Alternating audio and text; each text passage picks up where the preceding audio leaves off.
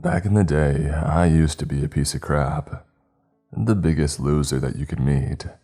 Wasting the best years of my life on petty crimes and drugs as part of a group. While everyone else found decent work, married and started families, I started fights in bars while blackout drunk. It was only a matter of time before I messed up big time and faced serious charges, landing me 20 years to life behind bars. To the best of my knowledge, my case didn't make the news. Too many crazy things happened around the world at the time, so a small fry like myself didn't make the cut. Even so, I'll err on the side of caution and keep the details to myself. What I did isn't important. What matters for my story are the consequences I faced. I was arrested, tried, and found guilty, but the trial was fair. I won't lie to you or to myself. I didn't have money. I was already dead to my relatives, so no one came to even see me, let alone help me. When my sentencing came, I was to be transferred to a maximum security prison. I expected a cop car when they dragged me out of the temporary cell and into the yard, but a black armored Jeep waited for me instead. "What's going on?" I asked as they led me to it in handcuffs. "What are you doing? Where are you taking me?" My questions fell on deaf ears. The deputies handed me off to the mysterious men. Two muscular dudes in sharp suits with dark sunglasses covering their eyes. As they forced me into the Jeep's back, every worst-case scenario under the sun ran through my mind. Would I become part of some secret government experiment? Would they erase me from existence? Another poor fool lost in the bureaucratic shuffle. Would I see the light of day ever again? I couldn't tell, and the two men wouldn't say. For the whole 10-hour drive, they didn't speak a single word to me or to each other. I couldn't see anything through the tinted windows, so I had no idea where they were even taking me. But truth be told, I was fighting some nasty withdrawals, so I couldn't focus much on it either. When we finally arrived at our destination and the ride stopped, one of them pulled me forcefully out of the Jeep. I wasn't sure what to expect, but the buildings that we faced weren't it. Gray, naked concrete, bars for windows, a tall, protective concrete fence with guard towers. More or less a normal prison, not some top-secret facility. The two men led me inside through the gates and handed me to the guards. Then they turned around and they laughed. "What's going on?" I asked. "Where am I? What will happen to me?" The guard sighed, getting behind me and pushing me to move. "You know what curiosity did to the cat?" He answered my question with one of his own. I just nodded my head. "Good. Now stop asking questions." He took me inside a small building to be processed, which meant ditching my standard jumpsuit for one of their own. A simple, dark, gray thing. Thought it was quite thick for a prison in the middle of the desert. The guard pulled out a pistol and motioned with the barrel towards me. "Don't try anything funny," he warned. I nodded my head, so he unlocked the cuffs. He didn't make me shower before changing, and he sure as crap didn't offer me any privacy. I had to get buck naked in front of him as he watched me like an eagle. But soon enough, I was dressed in the gray jumpsuit, so the guard put the handcuffs back around my wrists and took me away once more. Out in the prison yard, I saw the other inmates loitering about. Most of them wore dark gray jumpsuits similar to my own, but some wore a bright neon orange that made them stand out like sore thumbs in the crowd. At least we're allowed to get some fresh air, I thought. "That over there is Block A," the guard said, pointing to the closest building. It was the tallest among the bunch, but other than that, they were pretty much identical. "That's where you're going." That over there is Block B, he continued, pointing to the next building in line. And that one in the back is Block C. Pray to God and try your best not to get sent there. I wanted to ask why, but held back the question as the earlier warning rang through my mind. The guard noticed, or at least I think he did, seeing as he gave me a wide grin after a few moments of silence. I was led into Block A, through a set of heavy metal doors that led into the ground floor. Inside the building looked strange, not at all what I expected from a modern prison. The space was opened, with metal stairs and catwalks crisscrossing every which way and cells lining the walls. I could see the roof of the building clearly. There was nothing separating the floors. At any rate, up one of those flights of stairs we went, from the ground floor to the first floor, and then the second and finally to the third and last. As we ascended, I couldn't help but notice the strange design of said stairs. They shifted around beneath our steps. They had heavy hinges on at the upper parts, and they even had motors when they connected to the catwalks. I didn't know what to make of it. Here you are, the guard said as he stopped in front of the cell. Home sweet home. He uncuffed me again, this time for good, and gave me a pat on the back before he left. I didn't know what to do, so I stood there frozen for a long moment, watching the guard disappear down the stairs. A man was already in the cell, lounging on one of the bunk beds with the door wide open. He shot me a quick glance and let out a sigh when he saw that I wouldn't talk. Hey, new guy, he called out. You can come in, I won't bite. What the heck is this place? I asked, stepping into the cell. First things first, introductions. He cut me off. Name's Andre. Jack. Nice to meet you, Jack, Andre answered. That over there is your bed. The one below yours is Christopher's and the one above mine is Mason's. I looked at the bunk beds as Andre lazily pointed towards them, finally noticing that there were 4 of them. Would I really share a cell with 3 other people? They're outside right now, but they should be back soon, Andre continued. You didn't answer me. Did Liam not give you the breakdown? Who's Liam? I asked. The guard that brought you here, Andre clarified. But that's not important. Did he not warn you? Curiosity killed the cat? Andre nodded his head. Yup. You better keep your mouth shut, Jackie boy. You never know who will hear you asking one too many questions. Whatever, I said, waving a hand through the air to dismiss Andre. I was tempted to go outside a bit as well, but I didn't. Instead, I laid down, feeling dizzy as a buzzing spread between my thoughts. My whole body ached and I felt exhausted all the way back. The withdrawals were really kicking my butt, and I knew that they would only get worse for a while. I tried to sleep for a bit, but I was too restless for that, fidgeting with my hands in a vain attempt to distract myself. A while later, as the sun was setting, 2 more men came to the cell. The sounds of their footsteps and chatter made me turn in the bed to look, though I did so sluggishly as I felt my mind sloshing in my head. The first one entered absent-mindedly, but the second one pulled the door shut and locked it from the inside with a key. Oh, hello there, the first one said, approaching the bunk below my own. Name's Christopher, but you can call me Chris. The other one stashed the key away in a pocket and went to his own bunk above Andre's. Mason, he said with obvious disinterest. Jack, I introduced myself.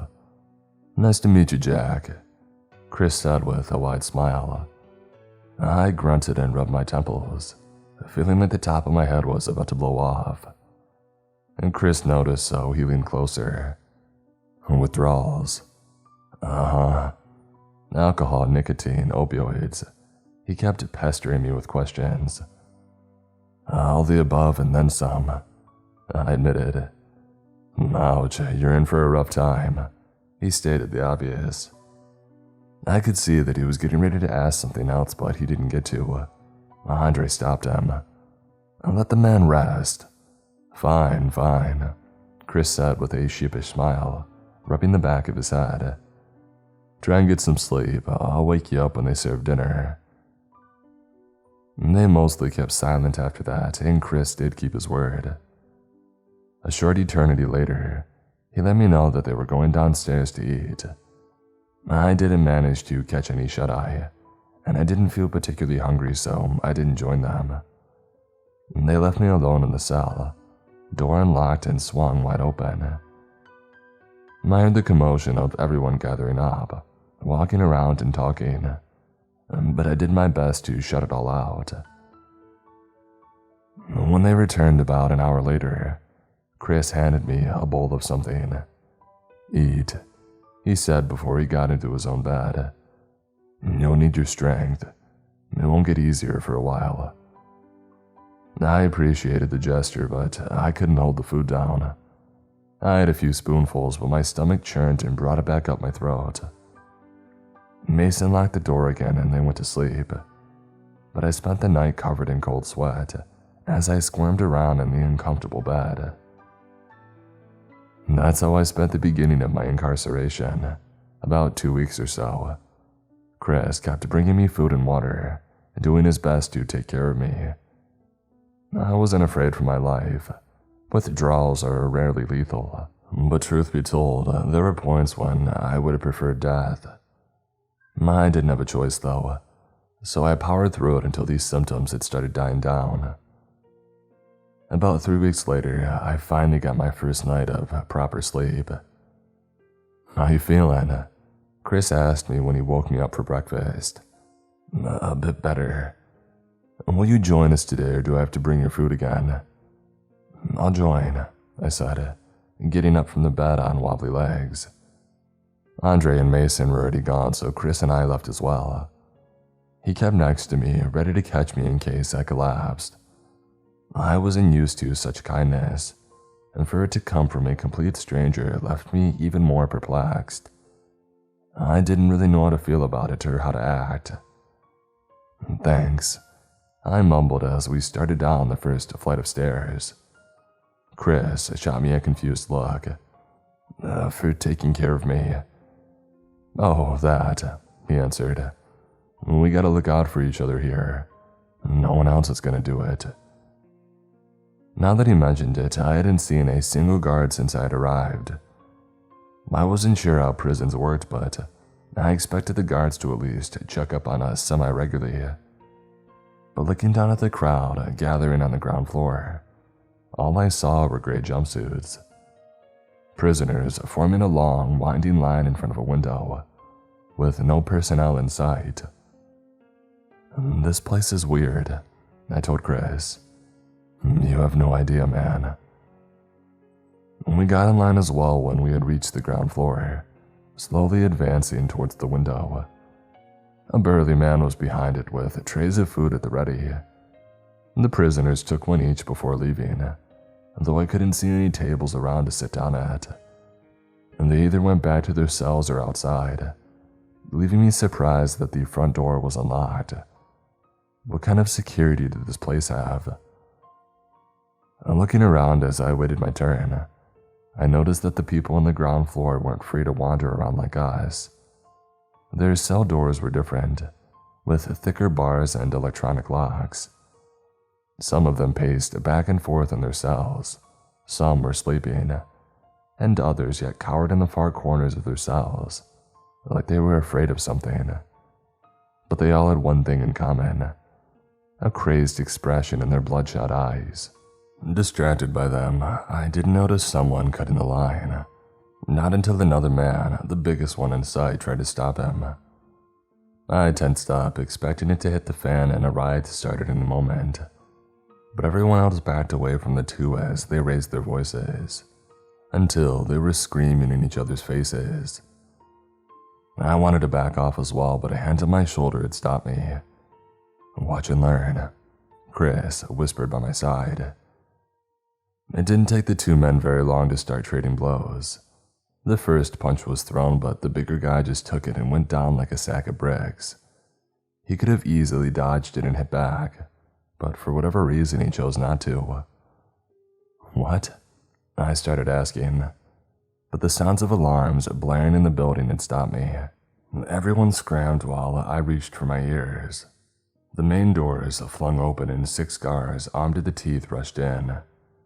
They yelled for everyone to get to the ground with their hands behind their backs, and we all obeyed. I jumped on my belly with my hands behind my head, and Chris did the same, landing so close to me that I could feel his breath on my cheek. 4 of the guards took positions by the main entrance, rifles trained on us. The other 2 advanced into the building, heading straight for the man that started the fight.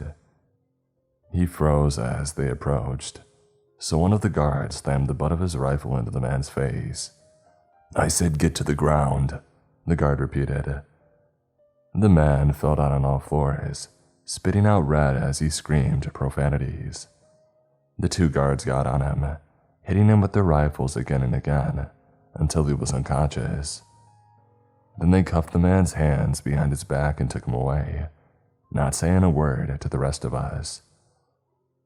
"He's going straight to Block C after his stunt like that," Chris whispered when the guards were far enough away to not hear. "This is why we have so much freedom, and why we follow the rules. If we don't, they show no mercy." "Why not tell me sooner?" I asked. "You never know when a rat is nearby," Chris answered. "Now shush before somebody notices that we're talking." The man was dragged out. Everyone waited for a few minutes, and then they got up and back into line like nothing had happened. I followed suit and got breakfast as well, wondering the whole time about what the heck just went down. But I couldn't afford asking. Not one knows what the consequences. "Let's go outside and find Andre," Chris proposed.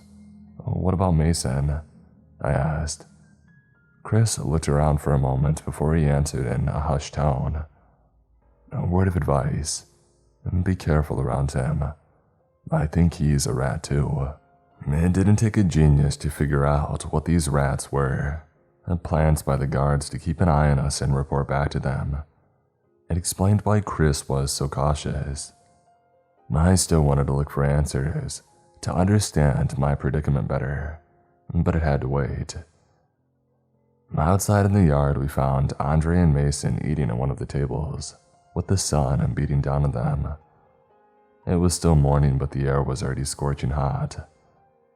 We sat with them and ate in silence, as no one dared ask about what went down. Why was this place so severe? What did they have to hide? And how bad was it that they tried to control the spread of information even among the inmates? I never got to ask, "Why are you here?" Andre spoke up when the silence became too much to bear. I told him, but once again, I'll leave out the details in my retelling. Suffice it to say, though, that they were all shocked and surprised. When I was done, I asked them to share their stories as well. DUI, ended up running a red light and T-boning a family man. Killed the father and his 2 young kids, and the mother ended up in a wheelchair for life. Chris said in a quiet tone, I deserve every moment here, every bad thing coming my way." That was depressing.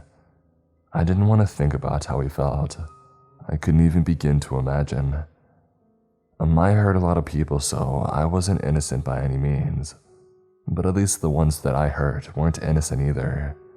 They were guys just like myself that had it coming. "My turn," Andre said in a serious tone.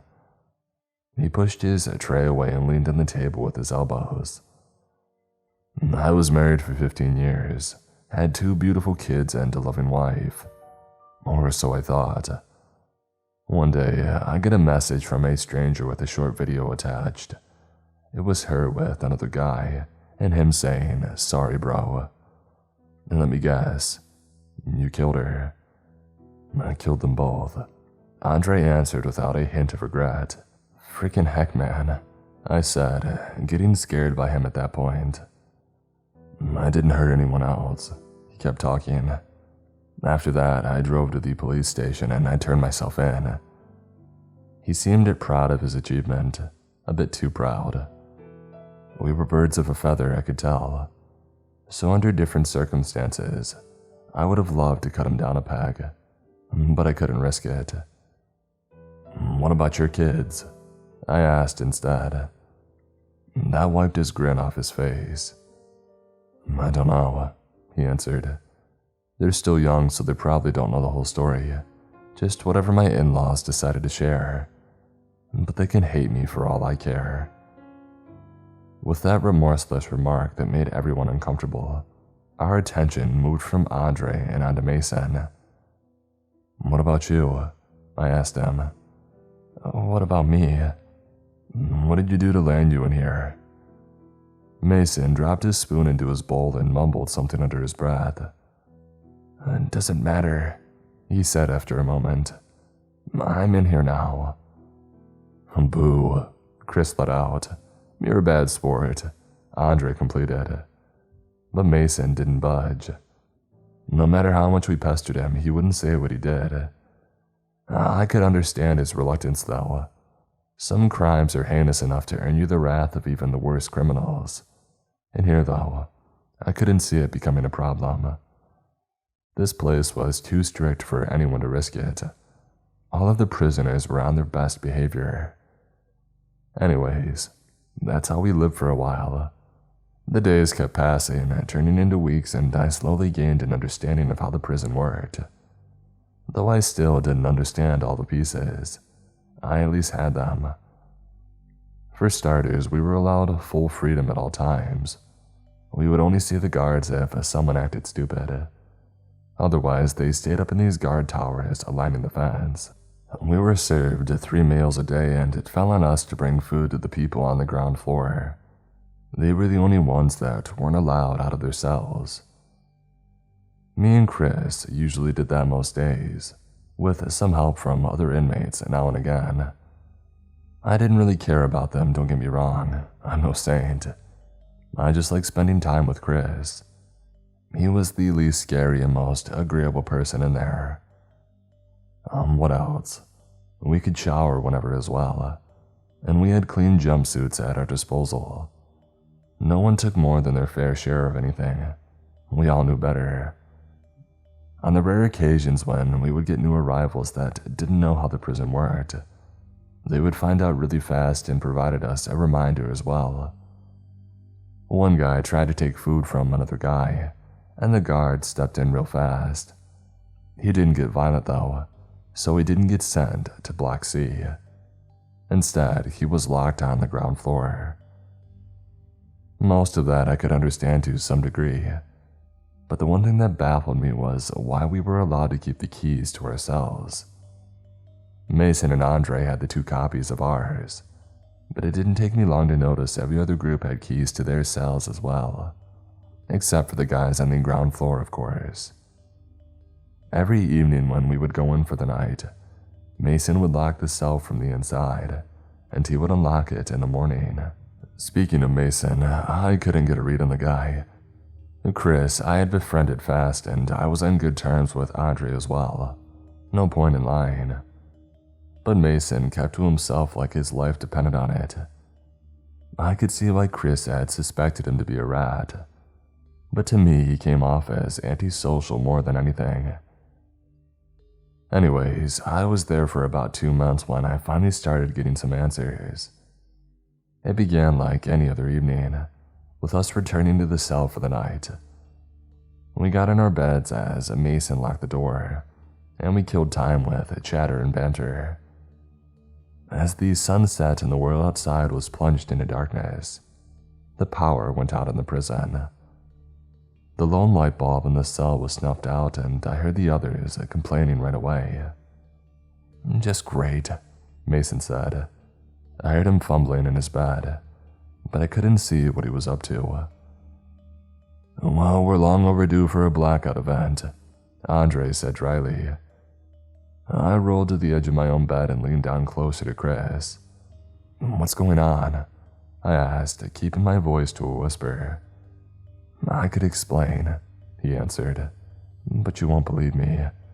You'll have to see for yourself." In the next moment, a light came on in the building, a single red light on the ceiling, spinning around to illuminate the cells one by one. When it passed by ours, I took a moment to look at Andre and Mason. Both of them had their backs turned to us, facing the wall with their pillows held tight around their ears. "Everyone to your stations," the guards yelled outside. I jumped down from the bed and walked to the window to get a better look. Normally, every other guard tower had one guard in it to make sure that we didn't approach the fence. But now every tower had at least 2 guards, rifles shouldered and aimed at the courtyard below. I heard faint rumbling, but I couldn't spot the source. It came from the other side of the prison, from Black Sea to be more precise. The rumbling picked up volume over the course of a few minutes as I waited in anticipation, sounding more and more like someone pounding on metal. Pound, screech, pound, screech. On and on with only short pauses. I wondered who that was, and how they didn't break an arm yet. "What's going on?" I repeated my question, but Chris didn't hear me. Turning away from the window, I found him with his pillow around his ears as well, babbling nonsense to drown out the outside world. Andre and Mason joined him as well, all 3 of them making random noises. I should have done the same. I knew as much, but curiosity ate me up inside. Whatever was about to go down, I had to see it. So I turned back to the window and kept watching. In the few moments that I had my back to it, a thick mist started spreading outside. It pooled in the yard, swaying and forming whirlpools as it advanced. When it hit the perimeter fence, it started spreading upwards as well. In no time at all, it was high enough to reach up to the first floor. "Shoot anything that tries to climb," one of the guards yelled. His choice of words baffled me. Anything. I could understand anyone. With the power out and covered by this mist, people were bound to try to break out. But anything, what was that supposed to mean? Unluckily for me, I was about to find out. The rumbling continued and it got so loud at one point that it sounded like a war drum. And then I heard a loud crash, and the frantic scurrying of feet invading the courtyard. I looked at the mist as the scurrying got below the window, but I couldn't spot anything. Whatever made those sounds was masked completely. They circled the building, more and more of them joining the unseen chaos. And then I heard the same pounding on our main door, but it didn't last for long. A couple of hits and the thing swung wide open. The motors below these stairs came to life, and I heard the hinges crying out under the stress as the scurrying entered the building. I rushed to the cell door, but I couldn't see much from there. The walkway blocked most of my view. What little I could make out on the ground floor was blocked as well. The mist invaded the building the moment the main doors were opened. I could only hear the carnage, but it was more than enough. When the stairs were fully lifted, cutting access to the upper floors, the locks on the ground floor cells beeped a few times. The electronic doors swung open on their own, exposing the prisoners to whatever beings invaded our not-so-safe haven. I heard the desperate screams, the sounds of battle, of bodies being swung around, hitting the walls and floors as their bones broke like twigs. Behind me, the others chanted louder, but their efforts were drowned out. I wanted to retreat from the door to avoid attracting attention, but I was frozen with my hands around the bars. This place was more messed up than I ever could have imagined. Gunshots erupted from outside, and that finally broke me free of the spell. I rushed away from the cell into the window again, trying to see what we were up against, but I was too late. All that I found was a trail of blood on the perimeter wall just below one of the guard towers, and a whimpering sound retreating towards Block C through the mist. The event didn't last for much longer after that, a few minutes at most, but they were the most terrifying minutes of my life, and I understood then why the others reacted the way that they did. The screams from downstairs died down one by one, until all that was left was whimpering and agonized groans. The sounds of bodies being dragged away by the same scurrying feet followed. Some of them were still alive, pleading and crying for their lives, but most of them didn't make a peep. And then silence fell. It was over. The scurrying was gone, and the mist retreated as well, little by little. Chris was the first to pull his head out of his pillow, with reddened eyes and a frantic expression on his face. "Is it over?" he asked tentatively. I was slumped in one of these cell's corners, head between my knees. "I think so," I answered with hesitation. "What the heck, man?" Mason somehow snored away. We heard as much when every other sound from outside had died down. Andre was still awake though. "Get some shut-eye," he told me, trying to look cool and collected but failing miserably. "We'll have a heck of a lot of work to do in the morning." Andre was right. We had one heck of a job to do in the morning. A few of the guards waited for us on the ground floor with supplies such as body bags and mops. I didn't catch any sleep, understandably enough, and I could see many faces in the crowd of inmates telling a similar story. The ground floor looked like a tornado of angry teeth and barbed wire had ran through a herd of cows. Blood coated every surface, with the occasional body part or length of intestine thrown into the mix. A few of the weaker-willed inmates just passed out at the sight, and the rest of us didn't fare much better. My stomach was empty, but I still felt like throwing up through all of it. But we had cleaned the mess in a few hours. We had no other choice. The doors to the ground floor cells were locked again, yet we could all see how many people had perished last night. Every other cell was empty, waiting for new inmates to fill the vacant spots. The guards watched us like vultures, waiting for the slightest slip up. No wonder no one dared step out of line. I finally understood the full gravity of our predicament. At any rate, we got done around lunchtime and the ground floor looked spotless. You couldn't tell what took place there only hours prior. The serving window opened and they served us lunch, but most people had passed on it. Their stomachs wouldn't be able to handle food for a few days at the very least. Me and Chris weren't among them, however. We took our trays and with a healthy dose of paranoia and skepticism, we went outside to eat. I looked around for any signs as we walked, finding nothing out of place. The sand on the ground was raked, the doors were back in their hinges, even the trail of red on the perimeter wall was gone. They likely had the inmates in Block B clean up the courtyard. A few other people were outside, so finding seating at a table wasn't hard. Chris put his tray down and started eating with a shell-shocked expression, but I was in the mood for getting some answers. I'd not get a better time than this. We were alone, so if we kept our voices low, we could talk freely. "What exactly went down last night?" I asked. Chris looked up at me, and then he batted an eye towards one of the guard towers. I didn't turn my head, catching sight of the guard in the corner of my eye. It was hard to make out details without looking directly at him, but I saw the headphones on his head. Did they have listening devices trained on us? Bugs under the tables or in our trays? Did I mess up big time?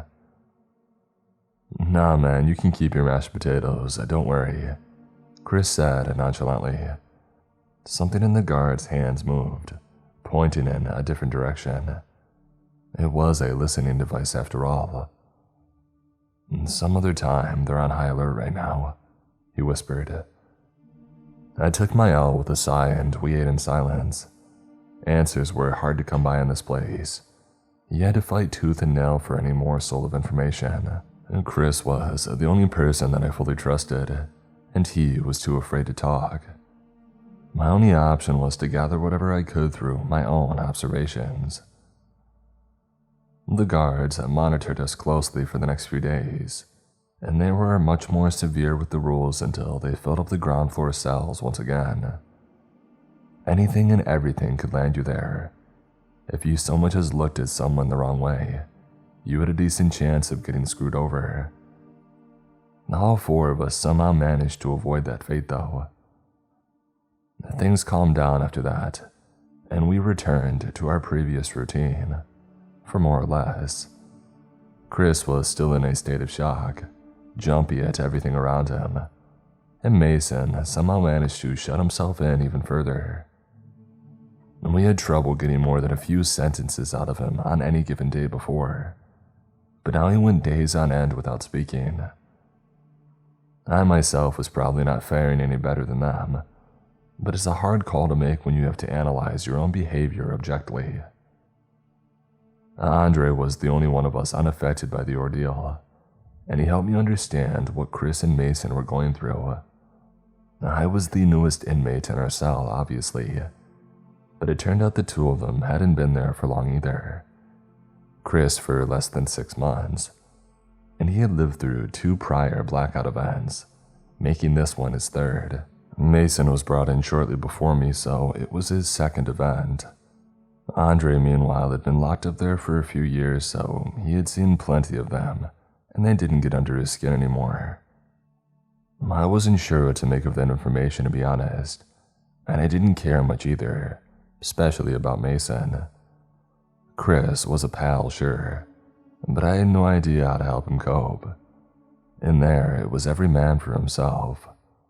That's what I tried to tell myself in an effort to keep going anyway. In reality, I couldn't practice it. When Chris stopped leaving the cell, I tried to convince him to come outside even for a little bit. When he stopped eating, I brought him his ration like he had done for me. But it didn't work. Nothing I tried, it did. With every passing day, he got worse and worse. His deterioration was slow at first, to the point that I didn't even notice it happening, but it soon became obvious. He stopped eating out of the blue and had lost a lot of weight, withering away visibly each day. His eyes lost that shine in them, that hope that things would be okay. You'll often hear tall tales of how the human spirit prevails, how our deep-rooted survival instincts carry people through the darkest of times, against the most impossible odds, but you rarely hear of the times that it fails, of just how brutal it is to see it shattered before your eyes. Come on, man, I pleaded with him one evening when I brought him dinner. You can't do this to yourself. Why not? He said with melancholy. What's the point? I'm serving a lifetime sentence. It's only a matter of time until they send me to the ground floor as well. We're always just one mistake away from being torn apart by monsters. I sighed, knowing full well that he was right. None of us would make it out of here alive. We all had long sentences to serve, so it was inevitable.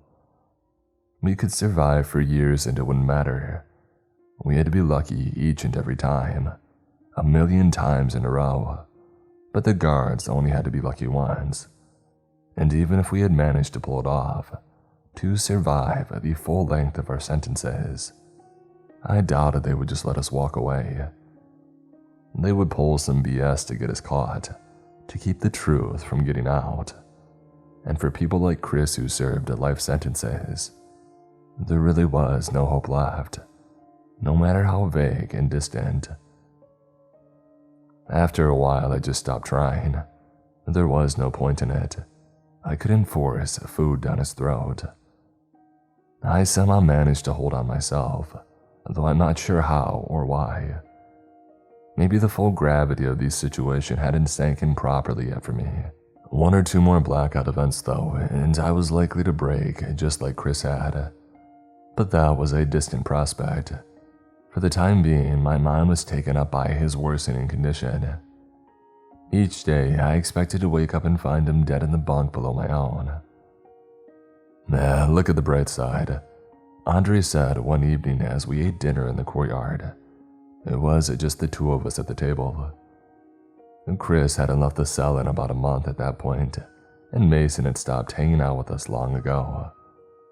If he croaks, the bottom bunk is yours. That remark angered me, and I didn't try to hide it. I looked up at him with rage, ready to punch his jaw right off his stupid face. But Andre wasn't fazed, or much less intimidated. We both knew that even if the guards didn't intervene, I had no chance against him in a fight. "Don't lose yourself, Jackie boy," he said with that grin again. "It's cruel, but it is what it is. You have to hang on to whatever silver linings you're granted in here. Chris will die and so will Mason eventually. They'll bring in other people and those will die as well. I've had about 20 cellmates by now and they're all gone. Do I feel sorry for them? Yeah, sure. But I won't throw my own life away over theirs." "Just forget it," I said, dropping the half-eaten burger back on the tray and getting up. Andre didn't say anything else and neither did I. I walked away while I could still keep my cool and avoid causing a scene. After I returned my tray, I planned to go back to the cell and check if Chris had touched his own food. But I froze at the base of the stairs. Screams came from the third floor, followed by the sounds of a struggle. I rushed up and towards it, against the crowd sent into a sudden frenzy as they tried to retreat, recognizing Chris's voice. Up on the third floor, I found two guards dragging him out of the cell in handcuffs. Chris screamed and thrashed in their grasp, too weak at that point to put up too much of a fight. "Let me go, I didn't do anything," he pleaded as they carried him towards the stairs. "You can't do this to me, I didn't break the rules. Have some basic human decency and let me die on my own terms." The guards didn't care. They didn't speak as much as a word to him, just kept walking. When they reached me, one of them made eye contact, silently provoking me to try something. But I wouldn't. Torn as my heart was for Chris, I just stepped out of their way, head down and my eyes pinned on my trembling feet. "Please," Chris kept trying to reason with them, but to no avail. He looked back over his shoulder for a final time before they went down the stairs. We made eye contact, and the desperation in his was clear as day. But I really couldn't do anything. At most, I could have rushed in to deliver a surprise punch and break Chris's neck to spare him his fate. But that would have signed my own death sentence. So I watched as they took him away, down to the ground floor and out the main doors. He was sent straight to Block C. And part of me wanted to follow them and confirm that for myself, but I knew better, so I didn't. I returned to our cell instead, finding Mason in his bed, back turned to the room. My heart nearly exploded with rage at the sight. He had ratted Chris out and caused all of this. "You piece of crap," I yelled and rushed him before I realized that I was on the move. Mason didn't expect to be attacked out of the blue, but he didn't fight back either. I stopped myself at the last moment, arms still raised and ready to punch his lights out.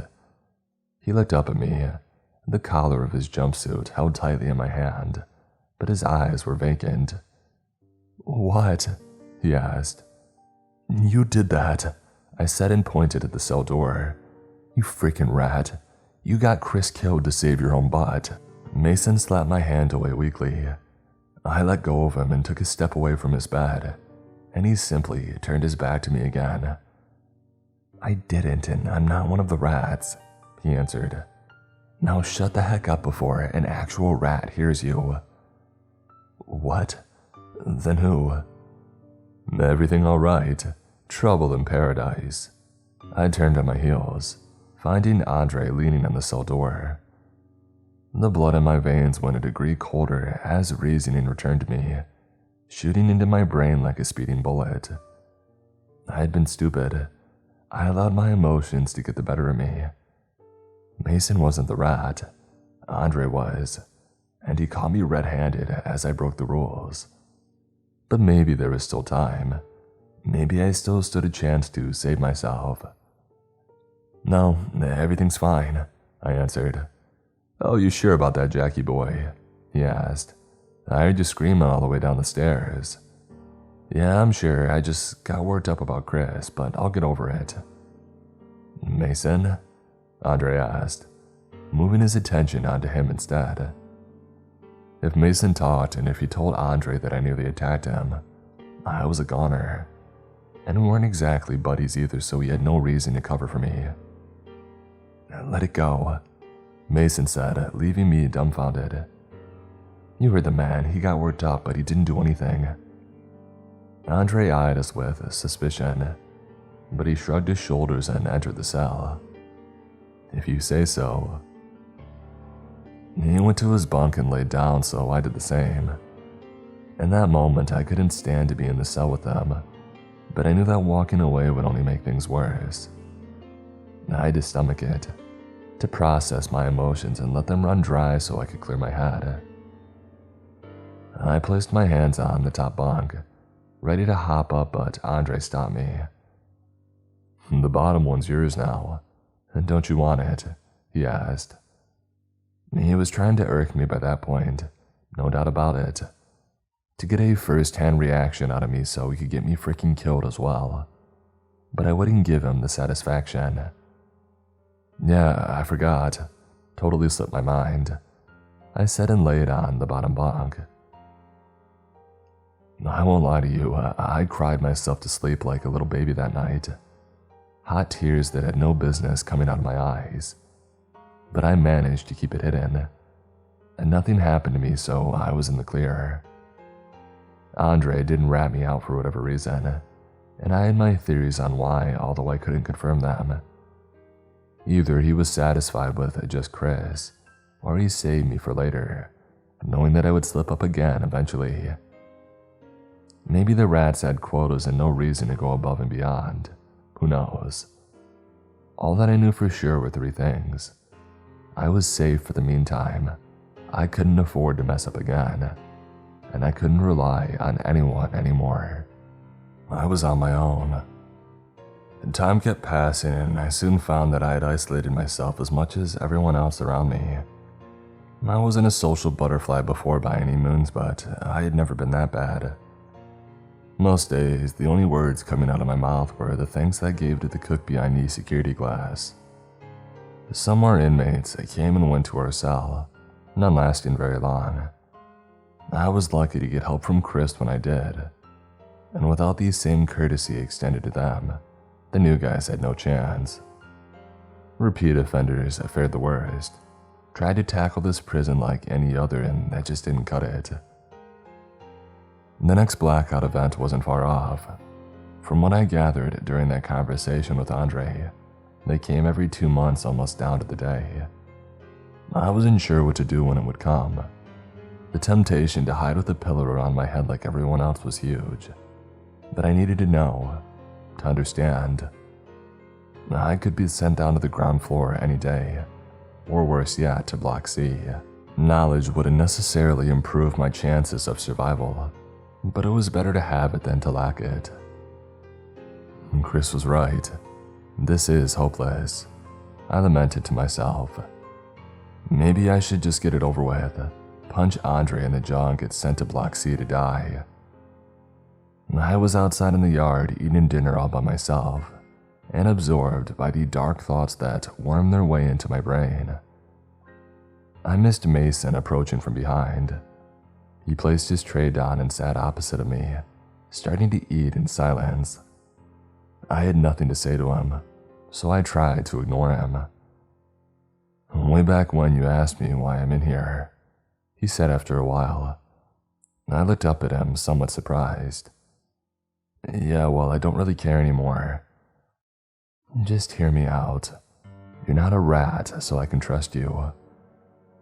I sighed and spun a hand around in the air, telling him to hurry up. At that point, I really didn't care what he did on the outside to let him in here. It was irrelevant. They got my brother, Mason continued. Arrested him and sent him in here. Thought he didn't have anyone, so he would be easy to erase. And let me guess, he has you. I nearly spat out with a chuckle. So what? You barged in here to break him out, to rescue him. Yeah, actually, Mason answered with no amusement in his voice. But I can't find him anywhere. He's not in our block, and he isn't in Block B either. I've been watching those guys for a while. They're the ones with the orange jumpsuits. Well, in that case, it's simple. He was sent to Block C, and you know what that means. No, Jack, we don't know what that means. Mason contradicted me. No one comes back, sure, but we don't know what's in there. He could still be alive, and so could Chris. I frowned. That's where the monsters come from, and they're dead all right. Do you know for a fact that they're monsters? Have you seen one with your own eyes? Mason pressed. I wanted to bring up the evidence. Stuff like the banging too heavy to be done by a human, or the fog that accompanied the event. But I guess he anticipated my words. What if they give drugs to the inmates to send them into a frenzy? What if they have fog machines all around the compound? It doesn't have to be supernatural. And why would they do any of that?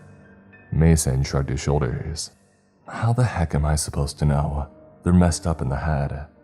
But it's not like they haven't tried dark stuff on humans before.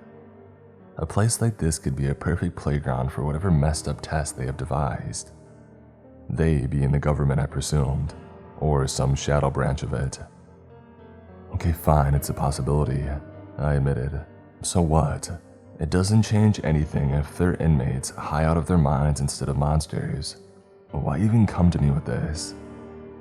We're due for another blackout event soon, Mason answered. Any day now and I, he said, rummaging through his jumpsuit to pull out something. Have the key to our cell. You want to go out during one? That's a death wish, Mason completed. Maybe. On my own, definitely. But not if we work together. I was dumbstruck. Was he for real right now? Andre will rat you out, I said when I regained some composure. That's why I need your help. We can get our answers and get rid of Andre at the same time. It's a win-win. I did a quick check of our surroundings, finding few guards in the towers nearest to us, and the ones that were present weren't paying any attention. With the blackout event inbound, they wouldn't care about us for a few days. Mason had planned this talk out in advance. With or without you, I'm doing it, he said when he noticed that I was indecisive. But think about it. This is your chance to pay Andre back. The guards will just send another rat to our cell, and we'll take him out as well when the time comes. Mason sat and got up from the table to walk away. I didn't follow him. I needed some time to process all that I had heard. The offer was tempting, but I wasn't ready to go through with it. It was all too sudden. I mulled over it until the sun set, getting no closer to making a decision.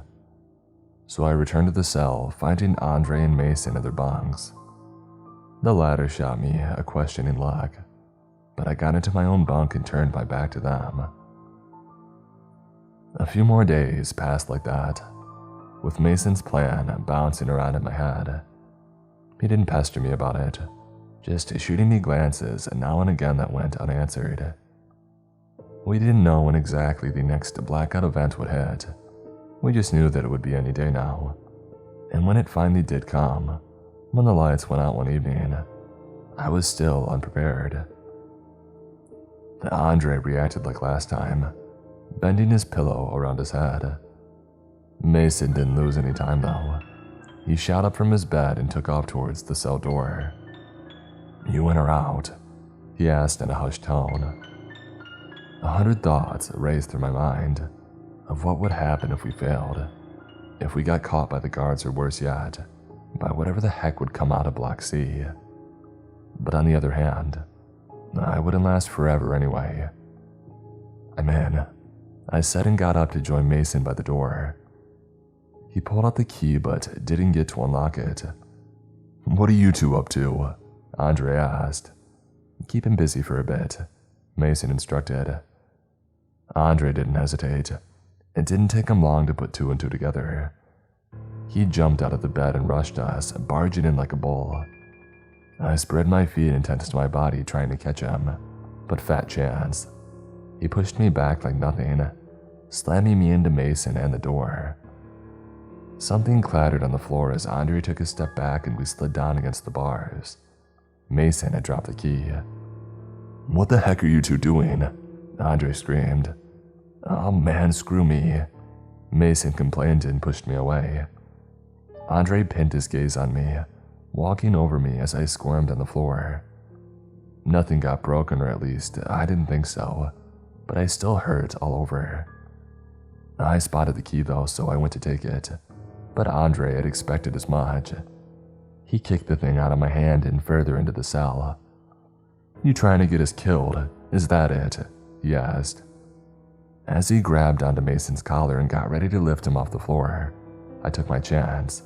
I swiped Andre's legs and dashed away on all fours as he came crashing down like a sack of bricks, on top of Mason, of course.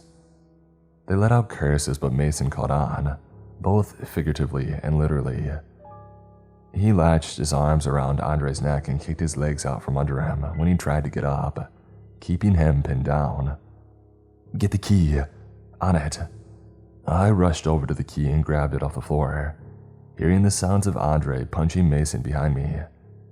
Even though the position was awkward, he still managed to put a lot of force behind each and every strike. The sounds of banging on Black Sea's doors joined the meaty thuds as I got back up to my feet. "Let go!" Andre screamed in Mason's ear. I was about to go back and unlock the door, but I stopped. Andre tensed up his body, pulling the jumpsuit taut over his skin. His muscles ripped and he nearly foamed at the mouth as he forced himself up, with Mason around his throat like a scarf. The dude was a monster himself. "Give me that," he demanded, walking towards me slowly as he tried to pry Mason off. When it didn't work, he grabbed a fistful of Mason's hair and turned his head. Andre pulled back, tensing his neck, and headbutted Mason so hard that he broke his nose. But Mason still held on. "Unlock the door," he stuttered. Andre headbutted him again and again until Mason's arms went limp. His face was a bloody mess, and when Andre pushed him away, he crumpled to the floor like a rag doll. "Come on, Jackie boy, don't be stupid," Andre said, wiping Mason's blood off his own forehead with his sleeve. "Give me that and I promise that nothing will happen to you. We can put this behind us, blame it on Mason going stir crazy, and we'll go on living." "Like I'd believe that," I shot back, although I trembled in my jumpsuit. "Hey, I didn't rat you out before, did I?" he pointed out, taking a step towards me. "And anyway, if I wanted that back, I could have taken it already. You can't stop me either way.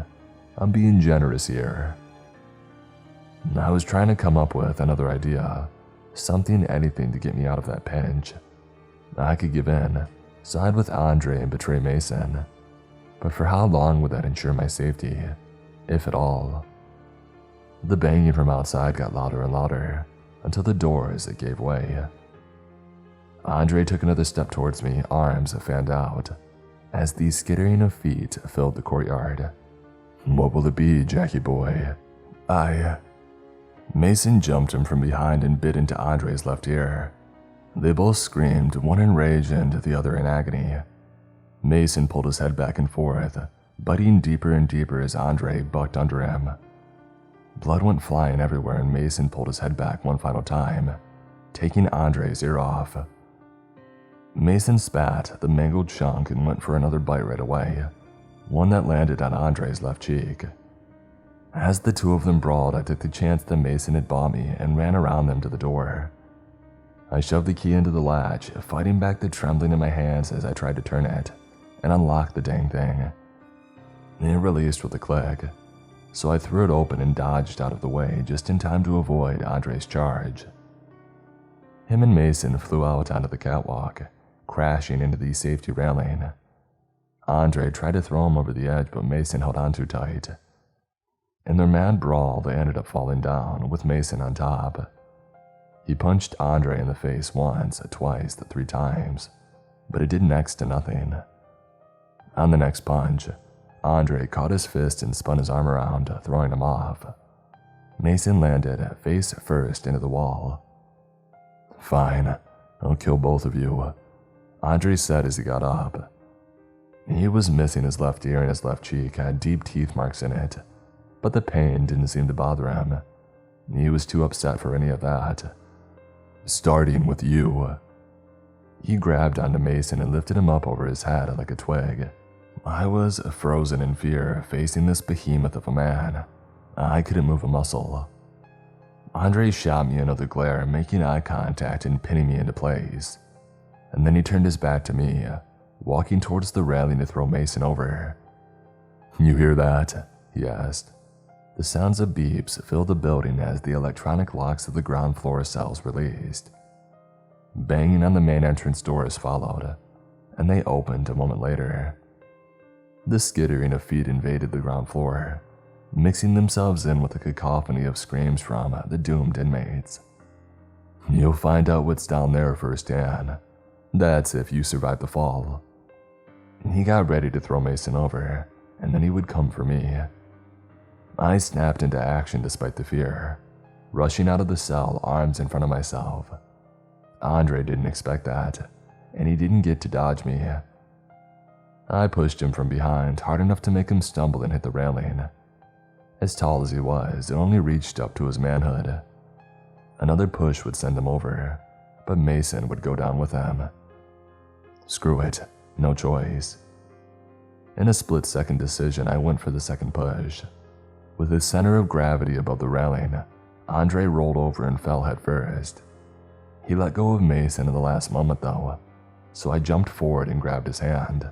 His weight and the momentum of his fall nearly whisked me off my feet as well, but my stomach caught the railing and I avoided falling. I looked down past Mason into the sea of fog that covered the unfolding carnage taking place below us. It was too thick to make out anything in most places, but Andre's fall created a small hole. His body was sprawled on the concrete, limbs clearly broken and bent in awkward angles, but he was still alive. He groaned and tried to move, to turn on his belly and crawl to safety, but an arm shot out of the fog and grabbed one of his legs. Andre let out a wheezing scream, and then he was dragged out of sight. "Pull me up already," Mason yelled. Right, sorry." I did as told, pulling him up and helping him over the edge. We both collapsed on the catwalk side by side, but Mason didn't stay down for long. The madman went to get back up and walk towards the stairs. "Don't," I tried to stop him. "You're in no shape to go down there." "But that's why we did all of this," Mason retorted. "To find out the truth. To see what's in the fog." "I didn't save your butt so you could go get killed anyway," I said forcefully. "Get back in the cell.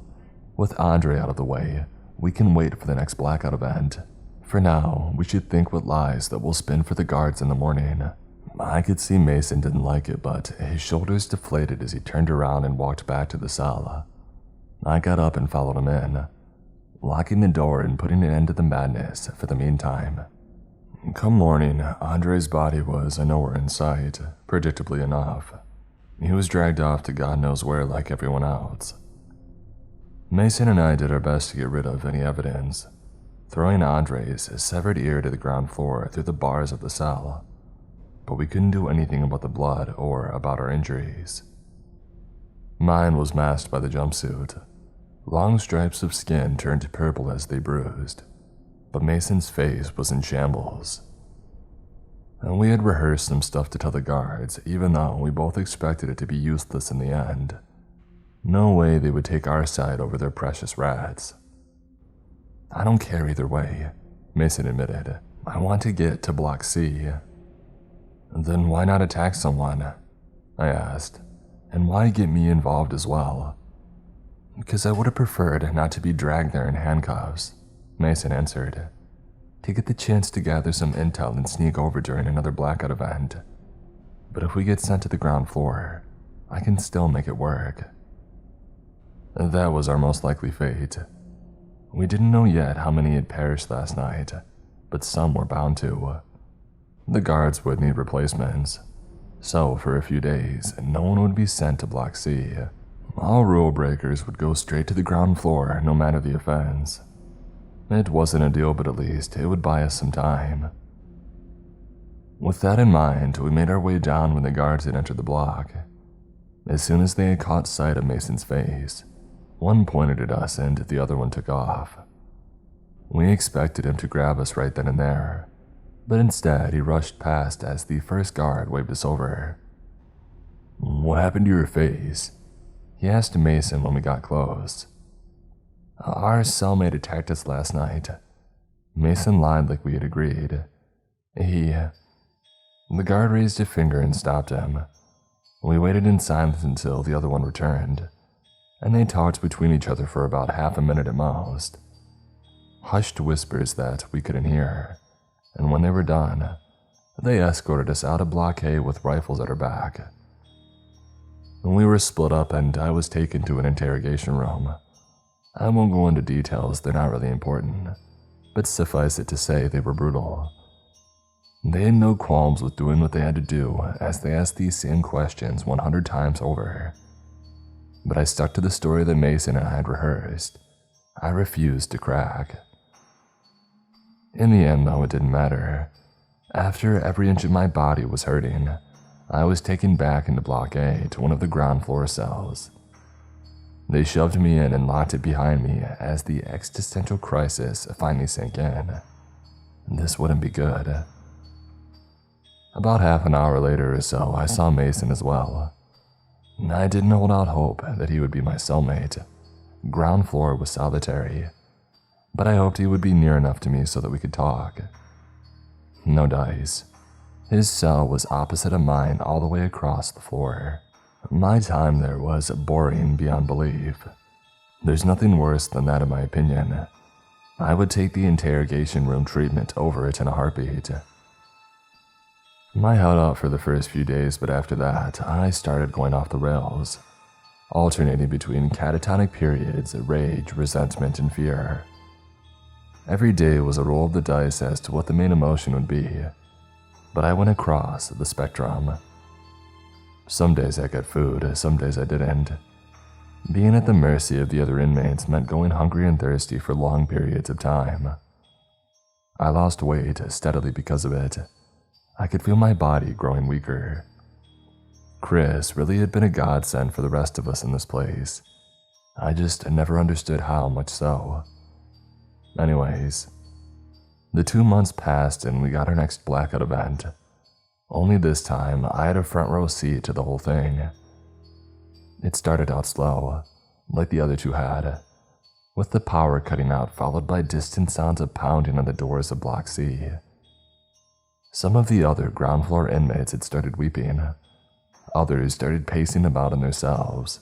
A few even pulled desperately on the bars. I looked across the floor for Mason to see what he was up to since things were apparently going to plan. Given the large distance between us, we couldn't talk. We would have to yell back and forth, and that was a no-no. Mason stood in front of his cell door, arms crossed as he waited for the electronic lock to release. He seemed ready for some action. When he noticed me staring, he pointed at the main entrance with a finger, a clear signal for me to meet him there. So I started thinking of ways to accomplish that.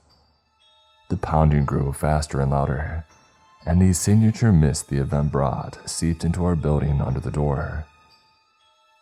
Block C's doors finally gave way just as the stairs to the upper floor started lifting off the ground, isolating us down there. A myriad of emotions washed through me all at once. most of them drowned out by the overwhelming fear. We stood a chance, Mason and I. Other inmates proved that you could survive, but we didn't know how they did it, so the chance was slim. The skittering outside got nearer, filling me with adrenaline, and the mist already reached at waist level. I took one final look at Mason, then at the main entrance and readied myself. The lock to my cell beeped a couple of times and the door opened on its own. Banging started on our main entrance door, and the mist reached all the way up to my neck, so I didn't waste any time. As soon as I could leave the cell, I did so, dashing out and following the wall to my right.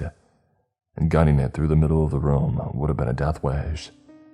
I either would have missed the main entrance or ran into whatever came through it. This way, I had a solid point of contact, something to keep me on track and keep me steady. On my way, I passed the other cells and tried to peer inside, but I couldn't see Jack. The mist reached over my head at that point, so I couldn't make out my own hand if I reached out my arm. But I heard the other inmates, loud and clear as they cowered and cried out in fear. Nothing that I could do about it though. I wasn't even sure if I could save myself. I made it to the main entrance before the door opened, so I squatted down next to it and waited with bated breath, not making as much as a peep since I figured sound was the only way for them to find us. Visibility was too low, and any smells would get dampened by the mist as well. But without sound, I had no chance of finding Mason either. The things banged on the entrance a few more times and the flimsy lock broke. The doors flew wide open, crashing against the walls, and I heard the tide of feet rushing inside right beside me. I couldn't see them though, only vague shapes that looked inhuman. Distorted shapes, some bulky, some spindly, some low to the ground. They were monsters all right. Keeping the layout of the ground floor in mind like a map, I tried to guess what was going on based on what I could hear. The monsters rushed the cells first, getting to all of those who hadn't been brave enough to leave and setting off things. Screams erupted all around, making it hard to discern anything else. But I had my first big clue. Leave the cell ASAP.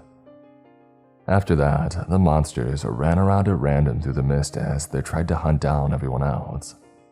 They leapt ahead. They crashed into the walls. One even hit a steel beam only a few feet away from me. That was my second clue. Keep quiet and keep to the walls. Once in a while, when one of them found and killed someone, they would drag them out of the building. Most of the time they were dead, but I heard some still crying and weeping in the grasp of the creatures. Mason hadn't reached me yet though, so I suspected the worst. That he got caught on the way, but I had no way to tell. All I could do was wait and pray that I would survive. The minutes passed slowly, and I didn't budge from my spot. The screams died down one by one and the monsters steadily left, until there were only a few of them around. I thought that was it. I had made it. So I resolved to look for signs of what had happened to Mason before I would return to my cell. Even the mist had started to settle and dissipate, so I was sure that I was in the clear. And then another monster passed by, and the inmate it carried let out a grumbled groan. "Mason," I asked out loud. "Help." The monster paused. I could vaguely see their shapes halfway out the door, so I rushed over. The creature let out a high-pitched yelp and took off, dragging Mason along on his back. We left the building and ran through the courtyard as the mist had lifted more and more. The details were still obscured, but I could make out the overall picture.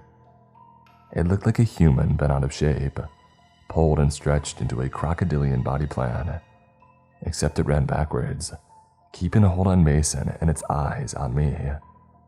"Let go of him," I yelled and sped up. My body wasn't happy about that.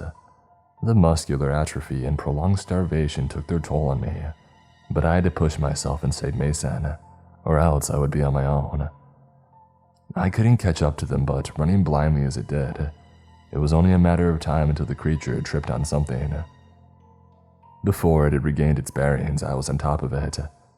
I jumped up and landed on its flat, deformed spine, kicking the back of its head. My toes hurt through the thin shoes, and it felt like I struck a slab of concrete. Mason joined in as well, though, kicking it under the chin with his free leg. Our combined attack did little damage, but it was enough to annoy the creature. It let out another yelp and it released Mason, bucking a few times to get me off as well. I landed on my butt in the sand, and it took off running towards Block C empty-handed. "Frickin' heck," Mason complained, sprawled on his back as he struggled for breath. "Come on, let's go back before anybody spots us." I helped him up, and we shuffled back towards our block, propped into each other. Mason had some nasty cuts and large bruises, but nothing life-threatening as far as I could tell.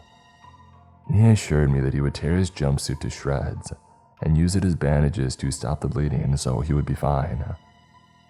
"What now?" I asked him when we got back inside. "Do we go back to our cells?"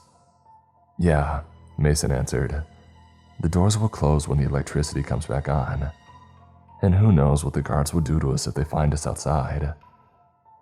Fair point. But we still had a few minutes until then, and we wouldn't get another chance to talk. And so talk we did. Mason told me what had happened to him. Apparently, he had hesitated and didn't leave his cell right away. When he did, he made a beeline to the main entrance and ended up bumping into someone. The man got scared and attacked him. They fought until the monsters had barged in, so he ran around at random to escape them. But the madman had pulled it off. He had been insanely lucky. I told him what to do, and we quickly devised a plan for the next event. We would do the same thing that I had done, meet up and rush out into the courtyard the moment the monsters were all inside. Some stragglers were bound to linger outside, but the majority of them would be drawn to the ground floor by the screaming. Once in the clear, we would make a break for Block C and find out the truth. With our plan made, we returned to our cells. The electricity came back a little while later and the doors closed on their own, trapping us once again. I didn't know what to expect, but the guys from Block B rushing in with rifles and their orange jumpsuits wasn't it. They did a quick sweep of the ground floor, finding a single man with broken legs crawling around. So they took him out without hesitation. "All clear," one of them declared. After that they left, not speaking a single word to the rest of us who had survived. The stairs whirred to life and dropped back down to the ground, signaling the end of the blackout event. Come morning, I saw how few of us had made it, barely a handful including Mason and I. Although some of my questions got answered, I was left with even more of them to mull over for the next couple of months. What was the deal with the monsters? Where did they come from? What about the guys from Block B? And most importantly, what would he even accomplish if we made it to Block C? We would satiate our curiosity, sure, but we would likely die in the process. Chris and Mason's brother were dead, there was no doubt about it, and I knew Mason realized as much. But then again, what else was there for us? Doing this or not, this goal gave us something to work towards and to look forward to.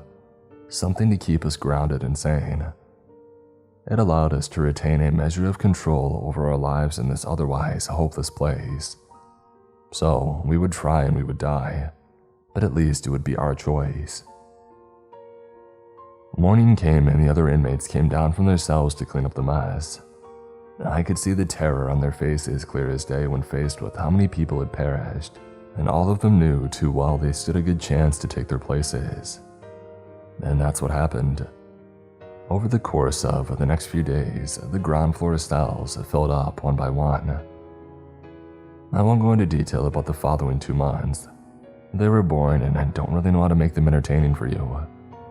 It was more of the same, a repeat of my first stint.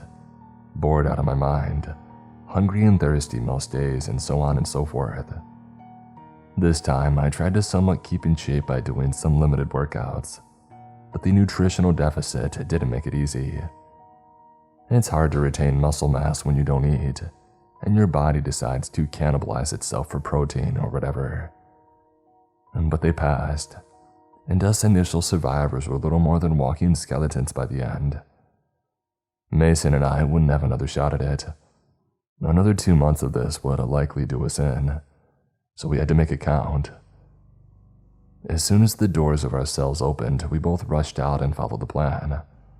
Keep quiet to avoid being found, keep to the walls to avoid getting lost, and reach the main entrance to meet up. I lost sight of him well before that. The mist set in fast, but I pulled my part off without a hitch. Just like last time, I was by the doors when they burst open, and they rushed past me into the building. I waited for all of the monsters to pass me, tensing up for a speedy getaway. "Mason, you there?" I asked in a hushed voice. "Yeah, on your signal," he answered. "Go." We gunned it out of the building side by side, keeping close to one another at all times.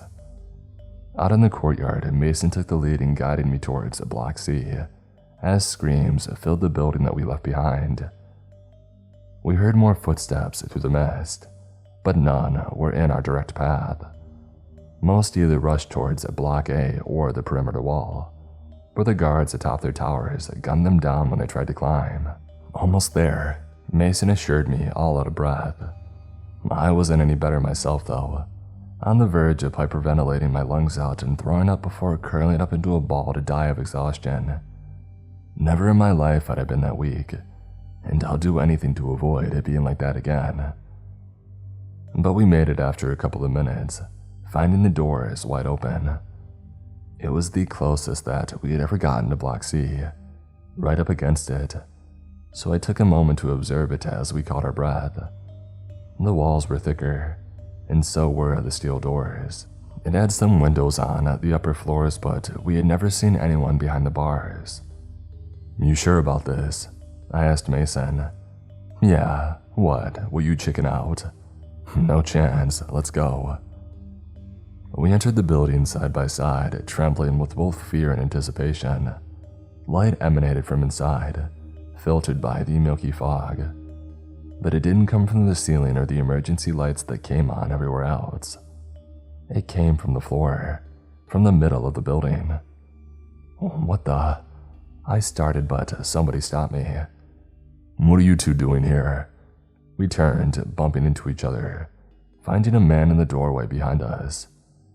The orange jumpsuit stood out even through the mist, though that could have been because of the high-power flashlight mounted on his rifle.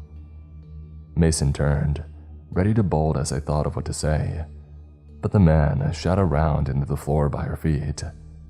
"Talk," he demanded. "You see, it's a funny story. We got lost," I said without missing a beat. "Uh-huh," the man said, though he didn't sound convinced. "You got lost and somehow made it all the way out here. That is funny, I'll give you that. Now tell me the truth before I put a cap in you." "We want to see what's in here," Mason answered. "To not die ignorant.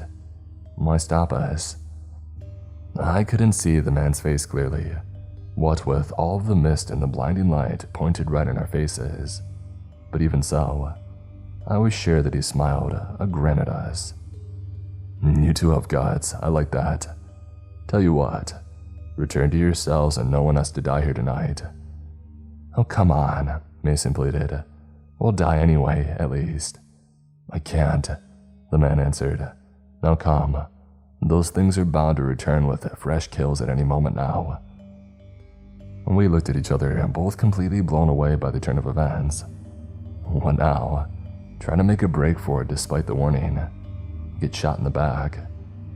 We were both ready to die, but not like this. Not without reaching our goal. I nodded at Mason, and although I could see he regretted it, he nodded back. So we followed the man out of the building, through the courtyard and towards the tables. A few monsters approached us on the way, but he shot them down and the rifle proved effective. When we had reached the tables, he sat down and placed the rifle in his lap, and then he thought better of it. "Know how to shoot?" he asked me. More or less, I answered. Great, he said and tossed the rifle to me. Keep watch for a bit, would you? He was awfully unfazed and trusting. What if I decided to shoot him instead? Not that I would. I was too curious to see where this was going, but still. He pulled out a pack of cigarettes and a lighter, lit one up and drew in a lungful of smoke that got lost in the mist. You guys smokers, you want one? Mason turned him down and I nearly did so myself. It had been a long time since I had last had a smoke. The nicotine cleared out my system so it would make me dizzy as all heck. Plus my state wouldn't help that. But screw it, take any silver linings you're granted in here, right? Right, I accepted his offer, so he lit up a cigarette for me as well and handed it over. What do you want with us? Mason asked after a long moment of silence. You clearly don't want to kill us or turn us in. Clearly, the man said. Truth is, I like you two idiots. It takes balls to try something like this. So, I have an offer. But hey, first things first, introductions. Jack. Mason. Name's Theodore, but you can call me Theo for short. Nice to meet you, Jack and Mason. I wasn't sure what to make of Theo. The guy was estranged from the get-go. Over the top in his mannerisms, over the top in every word that he spoke. Every line sounded fake somehow, fabricated and rehearsed, like he was trying to put up a front, which, granted, wasn't the strangest thing to ever happen to me by a long shot, but it didn't make for a good first impression.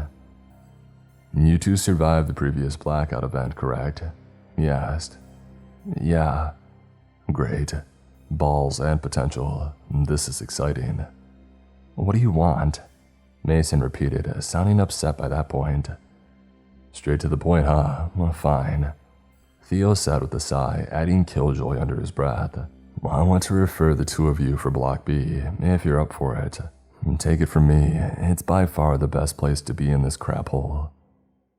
For the second time that night, we were both utterly floored, left speechless. Theo just laughed at our reaction. What, not interested? You won't make it for long back there. You'll die by the next blackout event. Monster tier 6, by the way. I turned and shot blindly into the fog, hearing the thump of bullets hitting en masse. The monster let out a screech and scurried away. I didn't say that, I retorted, dizzy from the rush of nicotine and the adrenaline the recoil had sent flooding into my veins. I'm down for it, count me in. Jack, Mason said forcefully, elbowing my ribs. What? Think about it for even a second. We have no other choice here. Mason sighed deeply, but he didn't say anything else. He knew that I was right. Search for answers. We couldn't search for crap if we died. Fine, I'm in too. Great, Theo said and clapped his hands together. He got up from the seat and approached me. Can I have that back, please? Sure, I said, handing him back his rifle. So what now? Do we follow you back to Block B or? Not yet, Theo said. The gears around here turn slowly, it'll take some time. Go back to your cells for the meantime. But, look, it's not a promise, okay, just a chance, Theo said bluntly. But it sure as heck beats your other options. Neither one of us liked that, but we resigned ourselves to our choice. Theo turned to leave through the fog, but he left us with some parting words. We'll talk some more later, hopefully under better circumstances. Trust me, boys, I have big plans for us. Trust him, huh? The mere concept almost made me laugh. Trust was a commodity in here, and perhaps the one in shortest demand. But our options were limited. Theo left after that, so Mason and I waited there for the blackout event to end.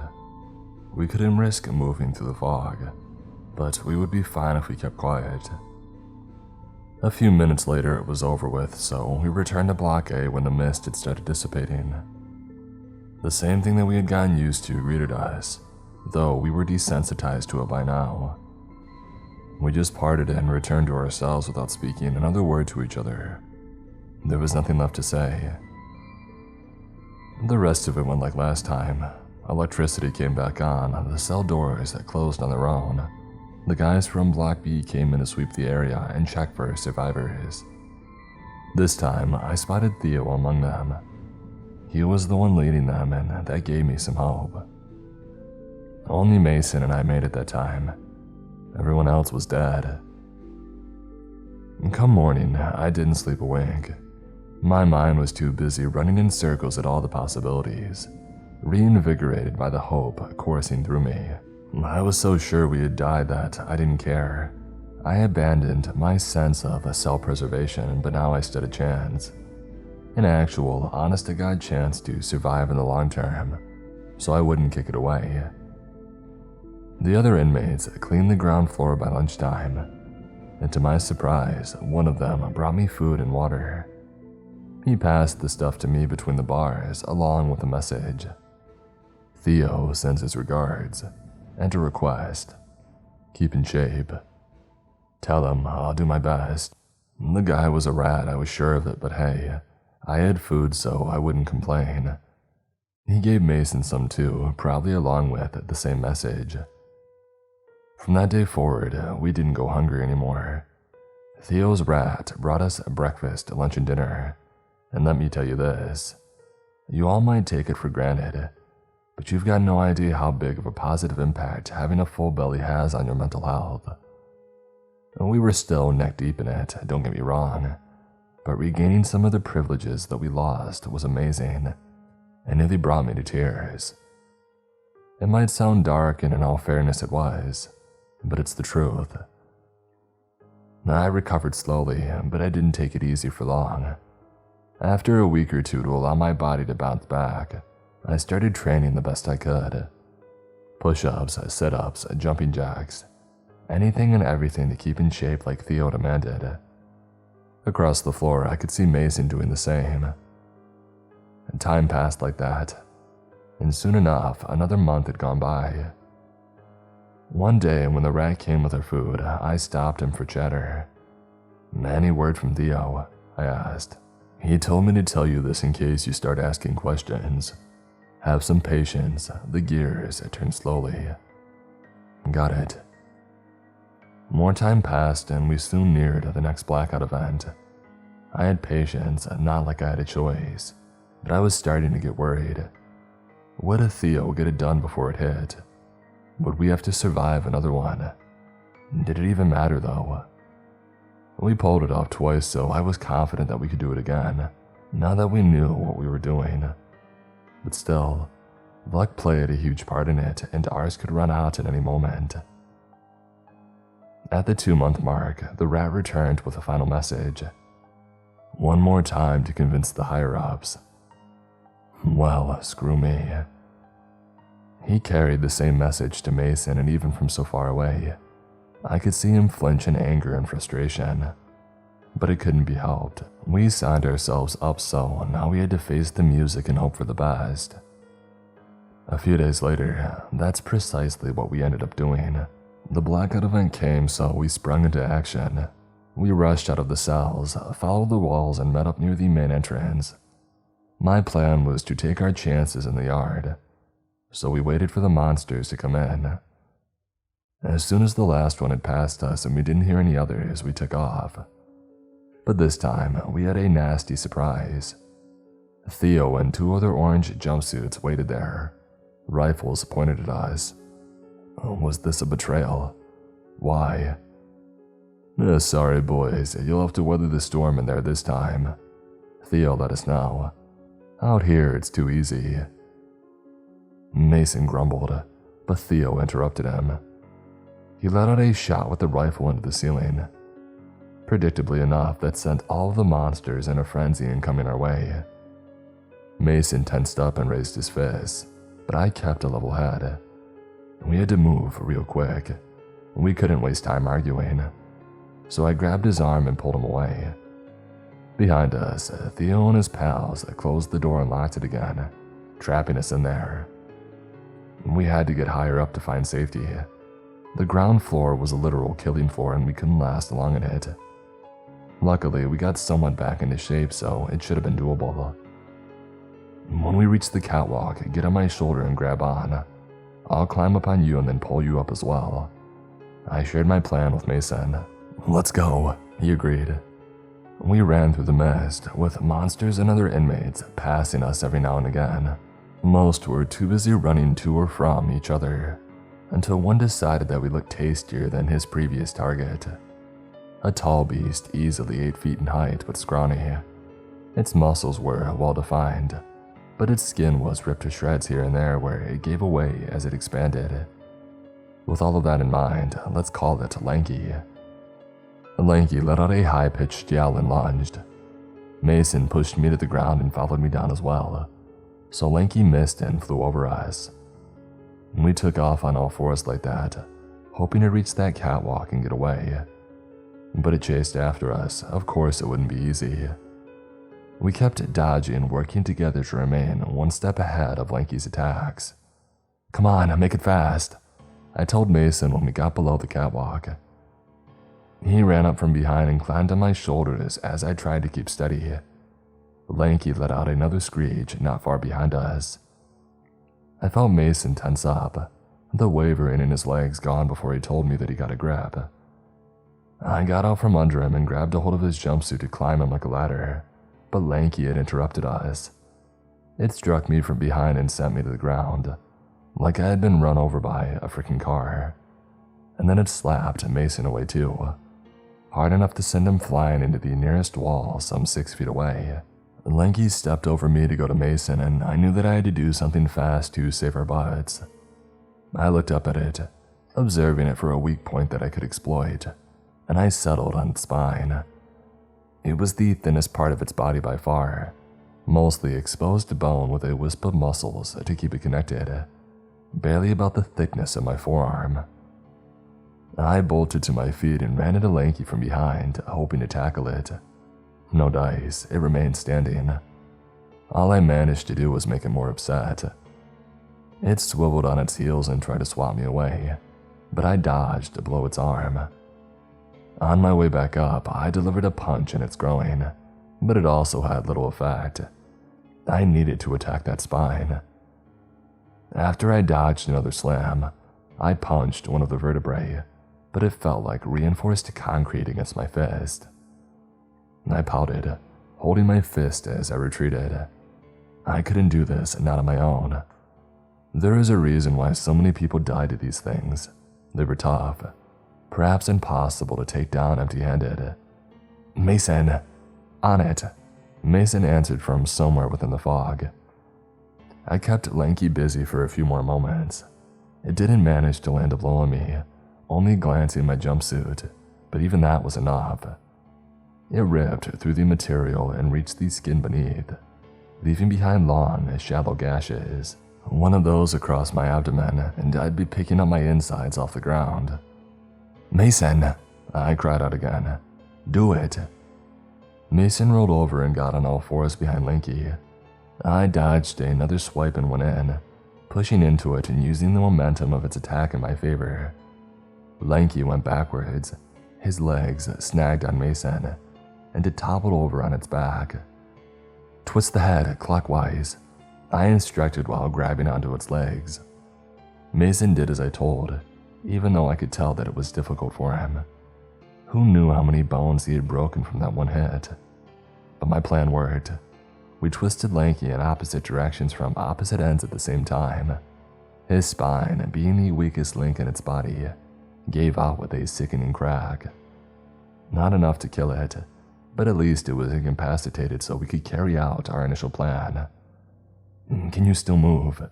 I can force myself. Mason answered as I helped him away from Lanky. Let's get this over with. He climbed on top of my shoulders again, but Lanky just wouldn't give up. Even with a broken spine, it crawled our way using its arms. At least it moved slower though. I jumped to avoid another swipe of my legs, giving Mason a much-needed push so he could reach the catwalk. He grabbed on, so I held onto him in midair without falling back. Below us, Lanky screeched and yelped, angry that we had gotten away. I climbed up all the way over the railing and onto the catwalk of the first floor. and then I turned around and helped Mason up as well, before we both collapsed. "We did it," he mumbled, clearly in a lot of pain. "Theo," I screamed. "Screw you, Theo, we made it. Get us out." The main entrance was thrown wide open, so we waited for the blackout event to end and for the mist to dissipate. I took that time to check on Mason, finding a huge bruise on his abdomen, where Lanky's fist had made contact, and an equally big one on his back where he had collided with the wall. No broken bones as far as I could tell, but it would still hurt like crazy for a while. When it was finally over with and the stairs had dropped back down, Theo rushed into the building with his team. Mason and I walked downstairs to meet them, with me propping him up. "Hey, phenomenal job," Theo said with a grin, putting his rifle aside to give us a slow clap. "I didn't expect you two to survive that. Color me impressed." I had a whole assortment of colorful words to lay down on him, but I abstained. Couldn't risk upsetting him, not when we were out of ourselves and at his mercy. He could just as easily dispose of us as he could help us. "So, is it a yes or a no? Are we in?" "You're in all right," he said and turned to leave. "Boys, finish up here. You two, follow me." Theo led us from our building to Block B, and as soon as those doors opened, we could tell that it was a completely different world from what we had grown used to. No cells lining the walls, no bare concrete, no madness. It looked like a normal hotel more than anything. Feeling carpet beneath my feet after so long nearly brought me to tears. You never realize how much you miss these little things until they're ripped away from you. Anyway, Theo took us to the infirmary, because they apparently had one of those as well. "They'll give you a quick checkup to make sure the two of you are fine. Then you can rest until morning." He turned to leave, but I stopped him. As the only person from Block B that I sort of knew and trusted, I would have liked for him to stick around. "Where are you off to?" "Still got work to do," he said halfway out the door. "But don't worry, you're in good hands with these guys." I somehow doubted that, but I went on Theo's word until now, so I had little choice but to keep that up. The doctors examined us and one even tried to make small talk, but we wouldn't budge. Just kept our mouths shut in case it was a test. I needed some stitches and bandages, nothing major, but Mason would need at least a few days to rest. Like I had suspected, he hadn't broken any bones, but the bruises were huge and he had pulled a few muscles. When they were done with us, they led us to our rooms, plural since we wouldn't live together. They weren't anything fancy by a long shot, but hey, they weren't prison cells either. I went to bed right away, falling asleep fast after the madness that I had been through. Theo woke me up in the morning with Mason already at his side. "Come on, I have to break the two of you in." He showed us around Block B and it was overall much better than our previous dwellings. It had a canteen with tables to eat at, a gym, a small library with approved books I was sure I wouldn't frequent. The showers were still communal though, but I didn't really care. After he got us new orange jumpsuits, Theo led us to said showers to clean up. "I'll join you. Last night was a doozy and sweated like a hog." All three of us got stark naked and entered. No one else was there and we had the whole place to ourselves. So I went to find a shower a little distance away from the two of them, but Theo stopped me with a hand on my shoulder. He didn't say anything, but by the look in his eyes, I knew he meant business, so I followed. He picked out 3 showers all the way in the back of the room and turned them on full blast. "We have to make this quick. They monitor how much time we spend in here," Theo said all of a sudden. "Keep your voices down. Block B is bugged completely, but the shower room isn't. Too much moisture. Closest bug is at the door." "You said you had plans for us, so fill us in," Mason demanded. He was still wobbly on his feet, and the bruises looked much worse now that some time had passed. "You two said you want to get into Block C and find out the truth," Theo pointed out. "Well, I know the truth and it sucks. We have to stop it, but I need help and I can't do it on my own. That's where you two come in." So tell us then, I said. No time, you'll see. And what would you need from us? Mason asked. For the meantime, survive. Keep your head down, so I'm trying to dig up some info, but it's not easy. We looked at each other, contemplating this new wrench thrown into our plans. It was too little information to go off of, but once again I felt like I had no choice but to face the music. Theo had picked us specifically for this, and although he didn't share his plans yet, the mere fact that he had any in the first place could be enough to screw him over if we ratted him out. If we didn't accept his terms, if we didn't play along, we were liabilities to him, and in here, liabilities weren't tolerated. Fine, I said and turned to Mason. He didn't say anything. Dude, I only want to find one thing out, he told us. Is my brother still alive? Theo's somewhat relaxed expression up to that point turned somber. He's been sent to Block C. I think so. I haven't seen him in either A or B. I hate to break this to you, but Theo didn't finish his sentence. Didn't need to. Mason slammed his fist into the wall and started sobbing, slipping slowly against it to his knees. We had both known it. Chris and his brother were long dead, but we wanted confirmation. Needed confirmation. Yet now that we had it, I was afraid it would break him. I still need an answer. Theo pushed him. I'm in all right, Mason said, gritting his teeth between sobs. I'll kill whatever's down there. Then I'll kill the people that sent my brother here. Theo smirked. Good luck with that. We washed up in silence, got dressed, and went to grab breakfast. Since we knew the place was bugged, we didn't speak much. Instead, we allowed Theo to guide the conversation, since he was more than likely privy to the no-no topics. So, what did you two do to land you in here? He asked us after we sat down. We answered him, and he batted an eye when he heard my story. But I couldn't care less. He was here too, so he wasn't a saint either. You really did that? Yeah, well, what did you do? He sighed, dropped his spoon, and leaned back in his chair. One of his knees bumped the table hard enough to rock it, and I heard something cracking beneath it. I used to be a pastor, a man of faith, had quite the congregation, loyal people ready to follow me to the end. We left the town that we had all grown up in and started our own, away from civilization. I was sure that it was about to collapse any day now. And let me guess, you turned it into Waco 2.0 before the feds busted you. My remark had upset Theo, but he continued. No, of course not. We didn't do anything, we were peaceful. Didn't even have guns. We were sure the Lord would watch over us, until he didn't. So what? They just wiped you out for no reason? Mason asked. Yeah, pretty much. They spotted some BS about inciting violence, rebellion. But they were all lies. I think I'd seen something like that in the news, I pointed out. Would have made all the papers and news channels for weeks. Theo chuckled, but it was dry. A hollow gesture. It would have, if anyone was left alive by the end to say something about it. We were only a few dozen families, deep enough in the wilderness that no one even knew where to find us. We wanted to ask him more questions, but he didn't entertain us any further. He got up from the table, took his tray, and turned to leave.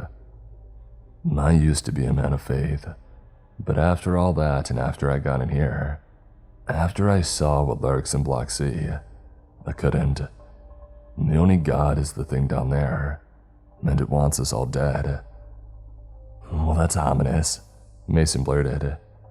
You'll see for yourselves when the time comes. He left us after that, and I'll admit, he really made me doubt our plan. Who the heck just drops those kind of bombshells on others so casually? We were up against a god. I hated to be that guy, but I started thinking that maybe whoever ran the show was right. That maybe keeping it contained out here away from everyone and everything was the right call. If the freaking US Army couldn't kill it, what could us three stooges do besides making it worse? But I kept my mouth shut, of course. Didn't say a word to anyone about my doubts. If things went south, I could always jump ship and side with whoever I thought was right. It took Mason and I a while to get used to this new lifestyle.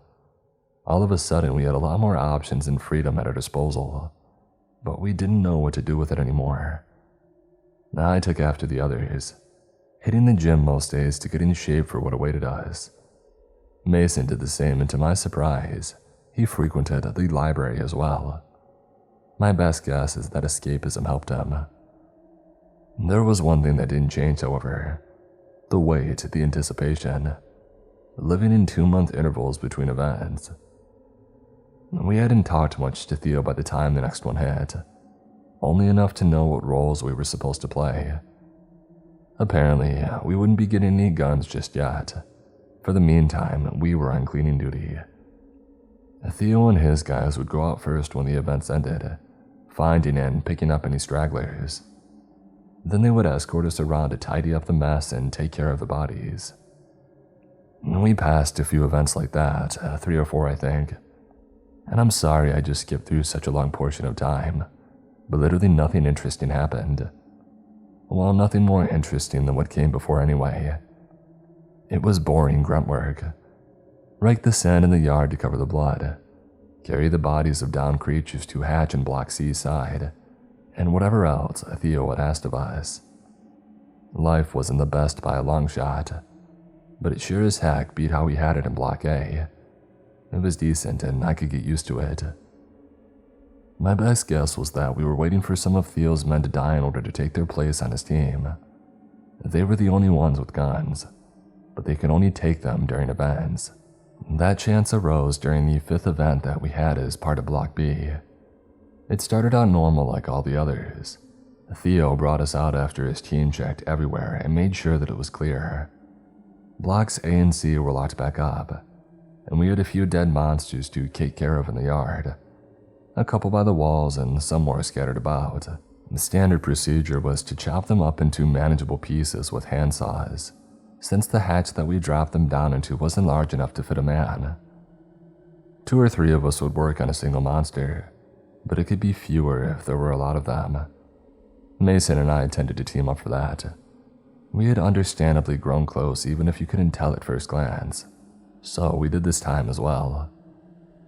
He got to work on the legs, leaving me with the arms and head if the creature had one, which this one didn't. It was a roundish torso with a gaping mouth filled with broken ribs that looked like teeth. When we got into position, Mason struck his saw into one of its knees and the thing shuddered. Again, something that happened from time to time. They would play dead to fool us. Theo and co were supposed to double tap all of them just to make sure, and Roundy did have 2 holes in it. But like, how do you take something out without a brain? I didn't get to warn Mason or call for Theo. As soon as Mason saw broke skin, Roundy shot a leg out and pushed Mason away. It swatted an arm at me, but I dodged and took off around it. Yo, we got a live one. 2 of Theo's men escorted us to keep us safe, and they lingered close by, smoking and chatting. Roundy took off towards them, but my warning caused them to turn and see it. One dropped his cigarette from his lips and froze. The other one brought up his rifle and let loose a few bullets. They hit Roundy and went right through it, but failed to take it down. The guy kept shooting while his pal turned tail and ran. Roundy reached him in an instant, clamping his fake mouth around his torso. The man twitched and his bones let out a sickening crunch as Roundy bit down harder. A moment later, his body fell away, cleaved in 2. Roundy raised its face, its fake torso mouth up in the air, bucking back and forth as if struggling to swallow. I reached to Mason and checked on him. Hey, you good? Yeah, it only pushed me away. Awesome, let's get out of here. There was no point in us fighting. That's not what we were there for. We had to run away and survive. The guy that ran off would alert Theo and the others, and they would scream. I turned my head around as I bolted, finding the man halfway down Roundy's gullet as well. It bit down into him, finishing him off, his feet twitching for a moment before life had left him. Roundy spat out what it couldn't swallow and took off after the next closest prey. Us. We have to kill it, Mason said. How? I don't know, but we have to come up with something. How the heck did I end up as the brains of this operation? And more importantly, what the heck could we even do? Those two guys had rifles and it did them little good. We only had bone saws for Pete's sake. I lifted mine as I ran, looking at these small, sharp teeth lining it. That's it. Cut the limbs. What? Cut the limbs, I repeated. You're crazy. Well, if you have a better idea, let me hear it. Mason shot me a glance and stopped arguing. The better idea would have been to keep running, but Roundy was faster than us by the looks of it. Help was maybe a minute away tops, yet we both doubted that we could escape it for that long. How do we do this? Mason asked. Split up. It'll follow one of us till the other one rushes back and strikes. These aren't frickin' swords, you know. Mason protested, swinging the saw around. Yeah, so hit it harder. The wall was coming up, and we did as I said. Mason went to the left and I went to the right. Roundy collided into the wall, then bounced back like a ball before picking me and taking off again. Mason! I needed to stop it somehow, to buy Mason time to swoop in. It was risky, but I had no other choice. So I stopped and swiveled on my heels, getting face to face with Roundy. It opened its mouth, wide enough for me to see the top of its head that it had just swallowed and jumped. I dashed away as well, getting low to the ground and tackling its legs. Roundy collapsed next to me and thrashed around, still trying to get its teeth into me. Legs! I screamed. Mason jumped and struck with the saw on his way down. It got Roundy in the pit of the knee, tearing through skin and cartilage before stopping at bone. Mason let go of the saw and stomped at it with his boots, driving it in further. Run, he yelled, leaving the saw behind. Roundy was getting back up, so it wasn't a bad idea, but I saw an opportunity and decided to seize it. I let it get on all fours and then kicked its wounded knee with all my strength. It was enough to break it completely and render it useless. Roundy was slower, but all around more angry after that stunt. It still chased after us, bounding like a dog on 3 feet. Mason and I split up again, but it took after me once again. Not good since I had the only saw left. Take it and hurry, I screamed at Mason, throwing the saw behind me over my head. I landed in the sand for Mason to take. I let Roundy around some more, and when I decided I bought Mason enough time, I turned to face it again. This time I couldn't trip it or get away between its feet. It was too low to the ground for that. So instead, I vaulted over it, hoping to make it behind Roundy. But it buckled and got up halfway through the jump, and still in the air, I ended up on its back. It screamed and I screamed. I'm pretty sure Mason did as well. With my feet right beside its mouth, Roundy turned madly from side to side, spinning in place as it tried to catch them. I had never been to a rodeo. I hadn't even ridden a horse, let alone a bull, but I was pretty sure this was close to the genuine thing. Mason, do something. Get it down somehow. Yeah, as if I didn't figure that much out myself. I was growing dizzy, slowly slipping off with nothing to hold on to, but that was my only chance. I couldn't do anything while straddling Roundy. So I pushed myself off and, still in the air, shot a foot at its other leg. Roundy lost its footing and shot off again, propelled by its hand. It landed in the sand mouth first, still screeching. Mason dashed in and so did I on all fours. He struck Roundy in its other leg, missing the knee pit this time, but I was right behind him to help add some damage. Mason let go of the saw and ducked, and I vaulted over him, landing on the saw with both feet. It didn't go through the bone, but it was enough to break it and render the limb useless. Okay, let's go. I grabbed Mason's hand and took off towards Theo and Co. Roundy could follow us all that he wanted. With only its hands to use for crawling, it wouldn't catch up. We led it to the firing squad. 5 men side by side with their rifles ready and Theo leading them. Get to the ground, Theo yelled. We jumped on our bellies, and a heartbeat later, streaks of hot lead passed above our heads. They let loose all they had, emptying their clips and turning Roundy to shreds. Brain or no brain, it couldn't survive so many holes. Thank God, I stuttered, turning on my back to face these guys. I caught my breath. What the heck happened? Theo had asked us. And we gave him the breakdown, told him that he was 2 men short now, and then we went back to our duties. Such was life. No time to slow down and process things. We retrieved our saws and we butchered what was left of Roundy to get rid of it. And yeah, we found the heads in its stomach, but those had to go as well. Anyways, we continued without other incidents and wanted to hit the showers when we were done, to clean all of that mess off us. But Theo stopped us and had us wait for everyone else to go first, so we would have the place to ourselves. What is it? I asked him after we turned in the showers and got under the streams of cold water. I just lost 2 men, so I'll propose the 2 of you as replacements, he answered. With what you pulled back there, I don't think they'll argue. So we'll get rifles, Mason asked. Yup. And then what? You said you're waiting for some info, and did you get it? Not yet, but I guess I can share the rest of the plan with you guys. And so share he did. Although he didn't have time to go into the details, he told us only the gist of it. This place was apparently built on top of a sprawling cave system. It spanned miles and miles of ground all around the prison, and it had many entrances, but they had blocked all of them off, all save for the one below Block C.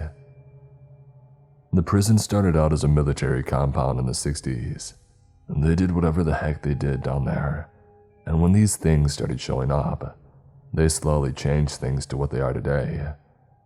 Now I'm waiting for a map of that cave system so we can go in there and kill it at the source. So you don't actually know what's in there. You said you'd been to Block C, I pointed out. To Block C, yeah, Theo answered, but not down into the caves. No one's entered them in decades. Well, screw us. Indeed, Theo agreed. But we got this far, we have to try. I have a few more guys on our side, 7 of us in total. I'll get the maps, wait for another blackout event, and we'll go down there while the monsters are topside. And that was it for our talk. No more time for anything else. We had to finish and get out before anyone suspected anything. Lots of questions were left unanswered and I didn't like that, but I couldn't do anything about it. All I could do was hope that it would all be worth it in the end. I'll skip ahead through some more boring parts, but we got accepted. Theo broke the news to us a week later and nothing really changed.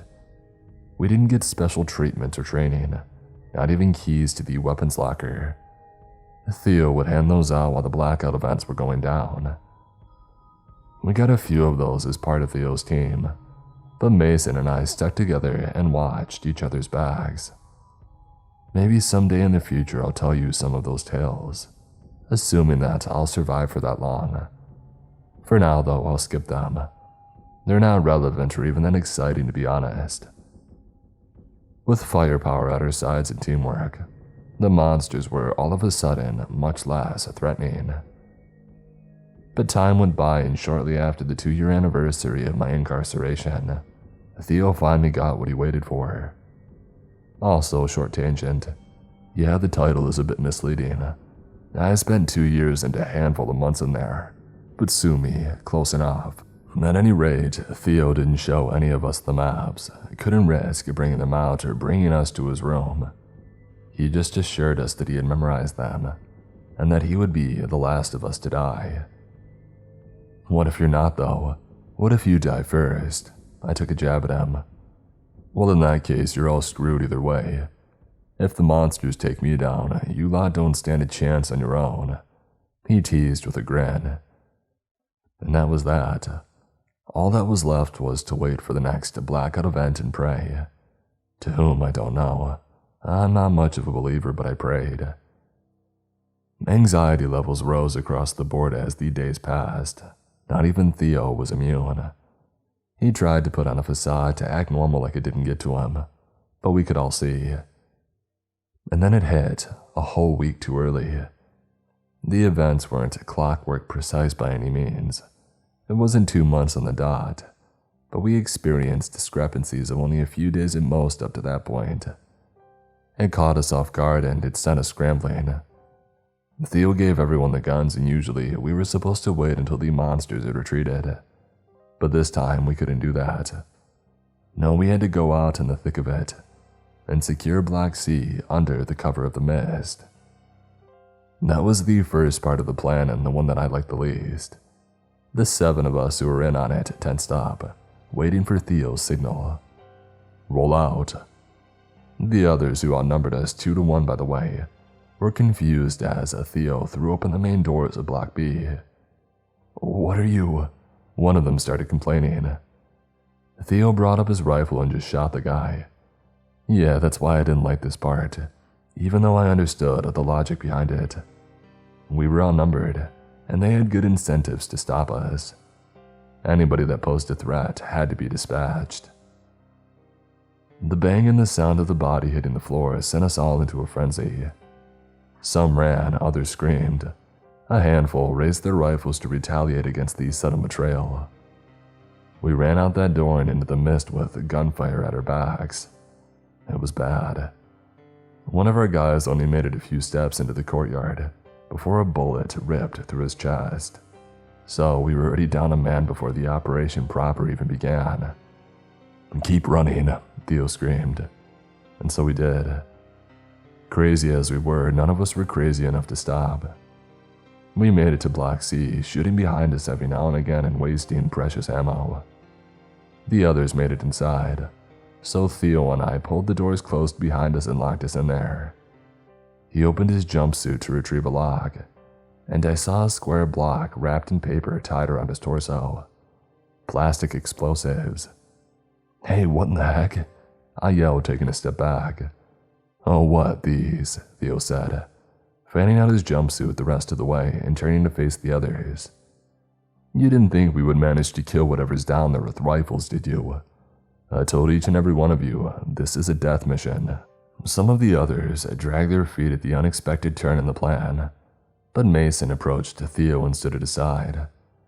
With a heavy sigh, I did the same. He was right, we knew from the very beginning that we would die, and we had accepted that fact along with his offer. I wouldn't back out, and anyways, I needed to be down there, to hopefully put an end to this if I needed to. I'm a scumbag, always was and always will be, but I won't put my hate ahead of the fate of humanity. "Whoever doesn't want to follow, stay back here," Theo said as he clipped the lock in place and secured the doors. "But once the monsters return and the other guys catch up, you'll die anyway. You'll follow us down there one way or another." "I'll take my chances here," someone spoke up. "Yeah, me too. Count me out as well." And that was that. In a single moment, our group got split down the middle. The other 3 guys backed out, leaving only Theo, Mason, and me. "At least buy us some time," Theo said and took off. We followed him further into the building, into the thick mist that wouldn't let us see for more than a few feet in any direction. Just like last time, a light from deeper within made all of it shine, and I had my heart in my throat as I waited to see what exactly it was. The ground beneath our feet turned soft and squishy at some point, so I looked down. Flash, pulsing and shifting in a steady rhythm, overtaking the concrete. "What the heck?" I complained. "Yeah, I better get used to it," Theo said. "It's like that the whole way down." "Disgusting." Mason commented on the matter as well. The ground sloped, steadily at first and then more abruptly. Some 10 feet later or so, as we had reached the center of the room, it turned into a pit. Mason nearly walked right into it, but I shot forward and grabbed a hold of his jumpsuit. "That's the entrance." Theo pointed out the obvious. "Awesome, now how do we get down there without breaking our necks?" He slung his rifle around on his back and got down on all fours. The tips of his fingers probed the flash, pushing into it and tearing it apart. I expected blood or something. I'm not sure, but nothing like that came out. It parted around his fingers and reformed as soon as he had pulled them out. Theo went over the edge slowly, striking with his feet and hands to create holds as he descended. "Don't just stare. Come on." I flinched but got down on all fours and backed up into the pit. The whole thing was disgusting. The flesh squirmed around my fingers and boots, but it was also illuminating. In more than one way, this is what the monsters needed the prisoners for. Above us, Mason hesitated for a moment. "What, you gonna chicken out?" I asked him. He shook the shell-shocked expression off and followed without a word. I was sure that this was painful for him to see. Heck, his brother was likely a part of it. But it couldn't be helped and we were on the final stretch. We descended for what felt like hours, though it was only minutes at most. The mist somehow turned even thicker, making the air stuffy and warm. I felt the liquid building up in my lungs the more that I breathed it in. We had to move fast. "Solid ground," Theo let us know from below. Well, more or less. I reached him first and stopped to catch my breath as we waited for Mason. The climb wasn't at all that tiring, but the oxygen levels likely plummeted because of the mist. I got on my hunches, hands on my knees as I pulled in deep inhales, and came face to face with, well, a face. A human face, eyes closed, mouth agape. Chin bobbing from side to side as it let out a low hum. Strands of light and puffs of mist left its throat every now and again, rising and dissipating as it mixed in with the rest. I wanted to puke right then and there. I was breathing that stuff in. "What the heck?" Theo said it out of the blue. I moved, finding him face to face with another face. The word face will lose all of its meaning by the end of this, I'm sure of it. Mason reached the ground as well and stepped right into a face too. And then we found another one and another one. Dozens of them lining the floor and walls. We didn't say anything about it. None of us had any words left in us. Above us on the ground floor, the sounds of gunshots and pounding on the main door had started up. "Let's go, we're wasting time," Theo ordered. Mason and I fell in line behind him and he led us deeper into the cave, hand on the wall to his right to keep his bearings straight. More faces lined the walls, some barely visible contours while others still had necks and even torsos. None were alive anymore by the looks of it, just reanimated by whatever the heck this place was. "You know, I've been thinking," Theo mumbled at some point. "Don't play coy, tell me about what, or shut the heck up." He chuckled. "I lost my faith in God a long time ago. Been in here for about a decade now, and each blackout event, it slowly chipped at it until there was nothing left. Until my faith was hollowed out and it crumbled away. At first, I tried to hold on to it. When I survived 6 events back to back on the ground floor, I thought it could be nothing else but divine intervention." "What are you getting at?" "Being down here seeing this stuff, I'm starting to think that it might have been divine intervention after all. All of it. Surviving for so long, climbing the ranks, meeting the two of you. Maybe it was all for a reason. For us to see this to the end and put a stop to this." "I'm glad for you, buddy," I told him. "Now, if you're a believer again, start praying real hard for us. We'll need all the divine intervention that we can get." I've been finding God throughout this entire experience. Mason chimed in from the back with what I assumed was a joke. "Yeah, well, let's hurry up. Those doors will only hold for so long and I don't want to be alive when they give." "Let's." Theo agreed and picked up the pace. We couldn't exactly run or even jog, but we hurried as best as we could. The caves got narrower the deeper we went, likely a result of the layer of flesh getting thicker. "What were we even looking for?" I asked. "The main cavern," Theo answered. "Not sure what's in it. My contact just said it contains the source." "Great, fantastic. What if it's a huge monster, a queen of sorts?" "Well, that's what I have these for," Theo said and patted his impromptu bomb vest. "If it's a monster queen, I'll start the timer and let it swallow me." "Then what the heck are we here for?" Mason asked. "Backup snacks," Theo joked. The pounding on the door was almost inaudible at that point, but we could still make it out ever so slightly. It left me wondering what went down up there. Were those 3 guys still alive? What about the others, and what about the monsters? Speaking of explosives and backup snacks, it might be a better idea to split them up, just in case, Theo said. He opened his jumpsuit fully and pulled out a few blocks free, handing them to us. Careful with them, they're not C4. If you trip and fall, you're toast. Then keep them, I said, shoving them back at him. I said be careful. We argued some more as we kept walking, but in the end, we kept them. We couldn't risk playing hot potato with high-yield explosives. I wasn't sure how we would even detonate them if push came to shove. Theo had the main charge, but he assured us that even slapping them hard enough would set them off. The knowledge that I could turn into human confetti and spread over a wide area at a moment's notice, it didn't set me at ease, however. Well, at least it would be a painless way to go, Mason said. Better than the alternative. Another bang came from up there, one loud enough to reach us. They're through, Theo said, color draining from his face. Without another word, he broke out into a sprint. Well, not exactly, more of a waddle through knee-deep water, but you get the idea. He hurried up. We did the same, careful to not trip and fall. How much further? We're nearly there. And nearly there we were, as the cave started widening again. The only problem was that the monsters were nearly upon us. The slaps of deformed hands and feet on flesh were distant at first, but they approached fast.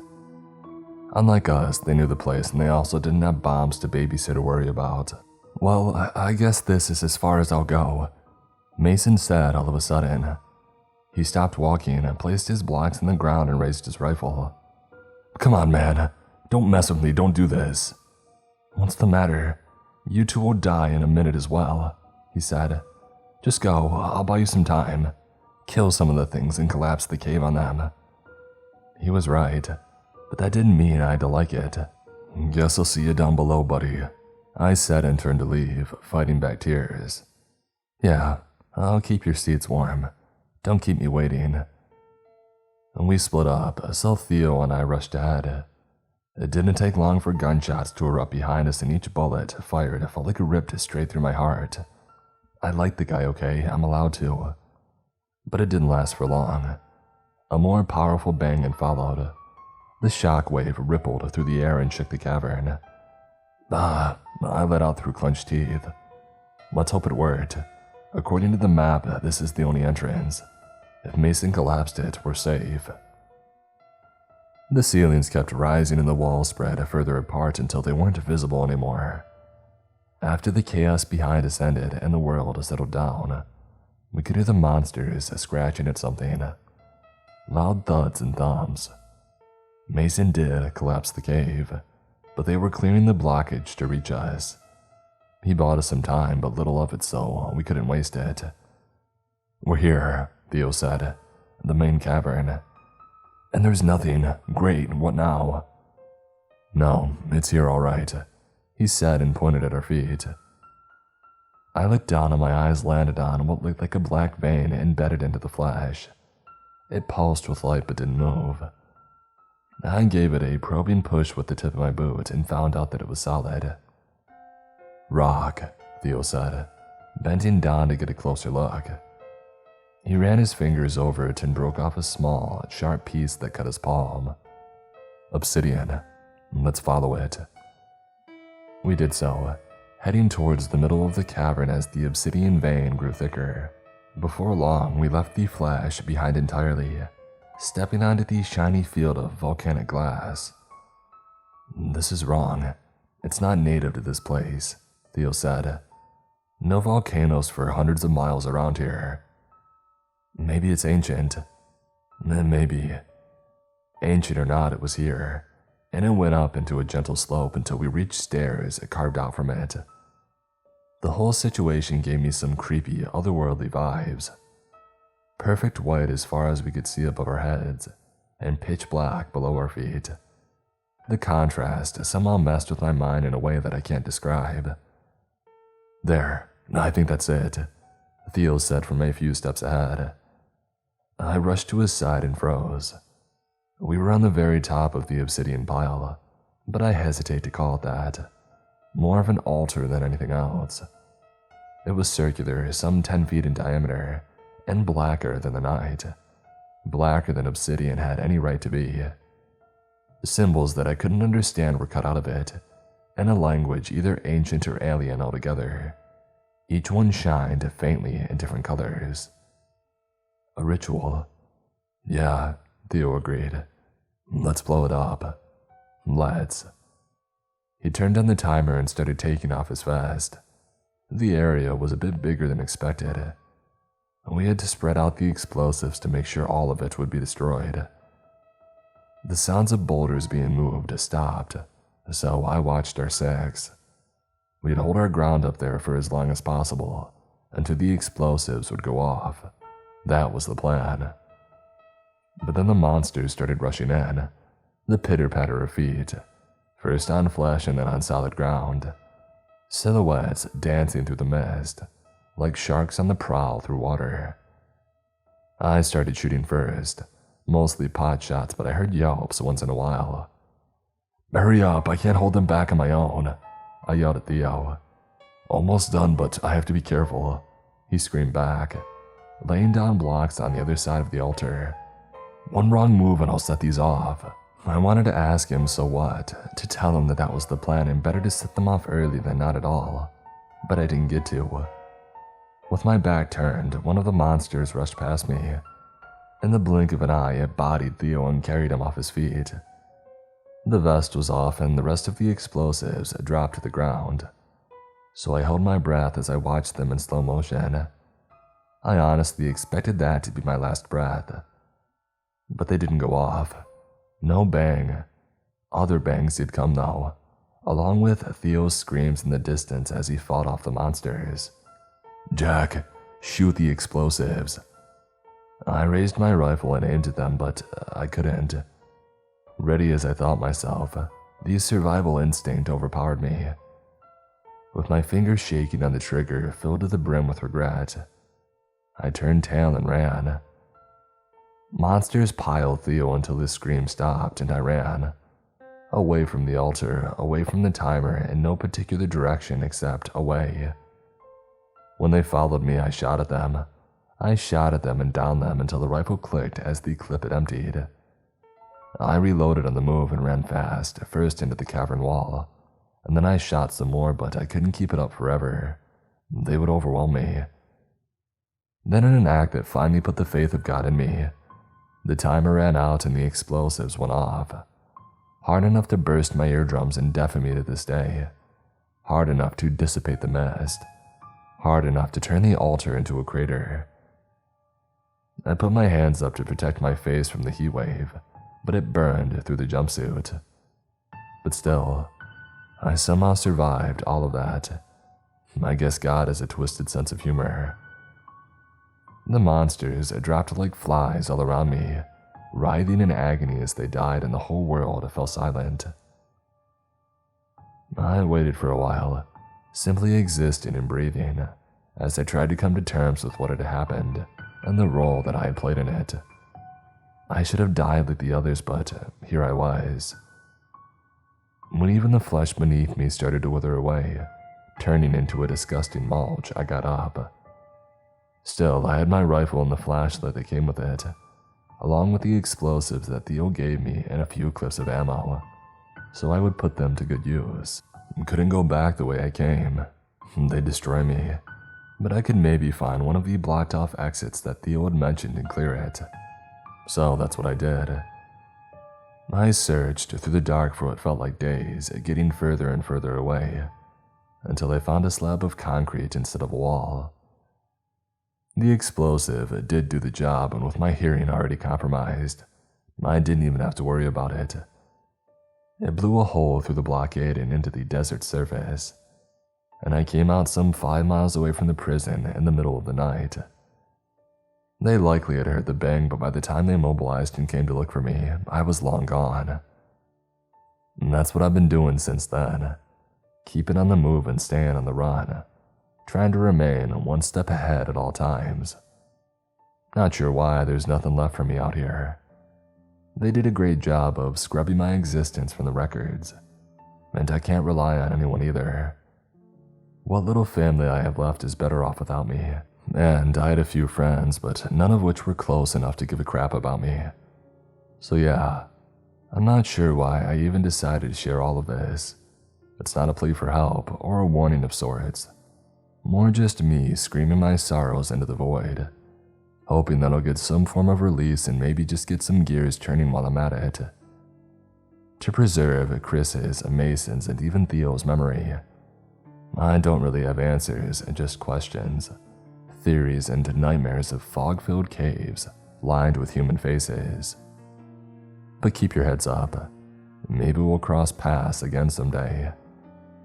The one thing that I learned from all of this is that you never know what the world will throw at you, for better or worse.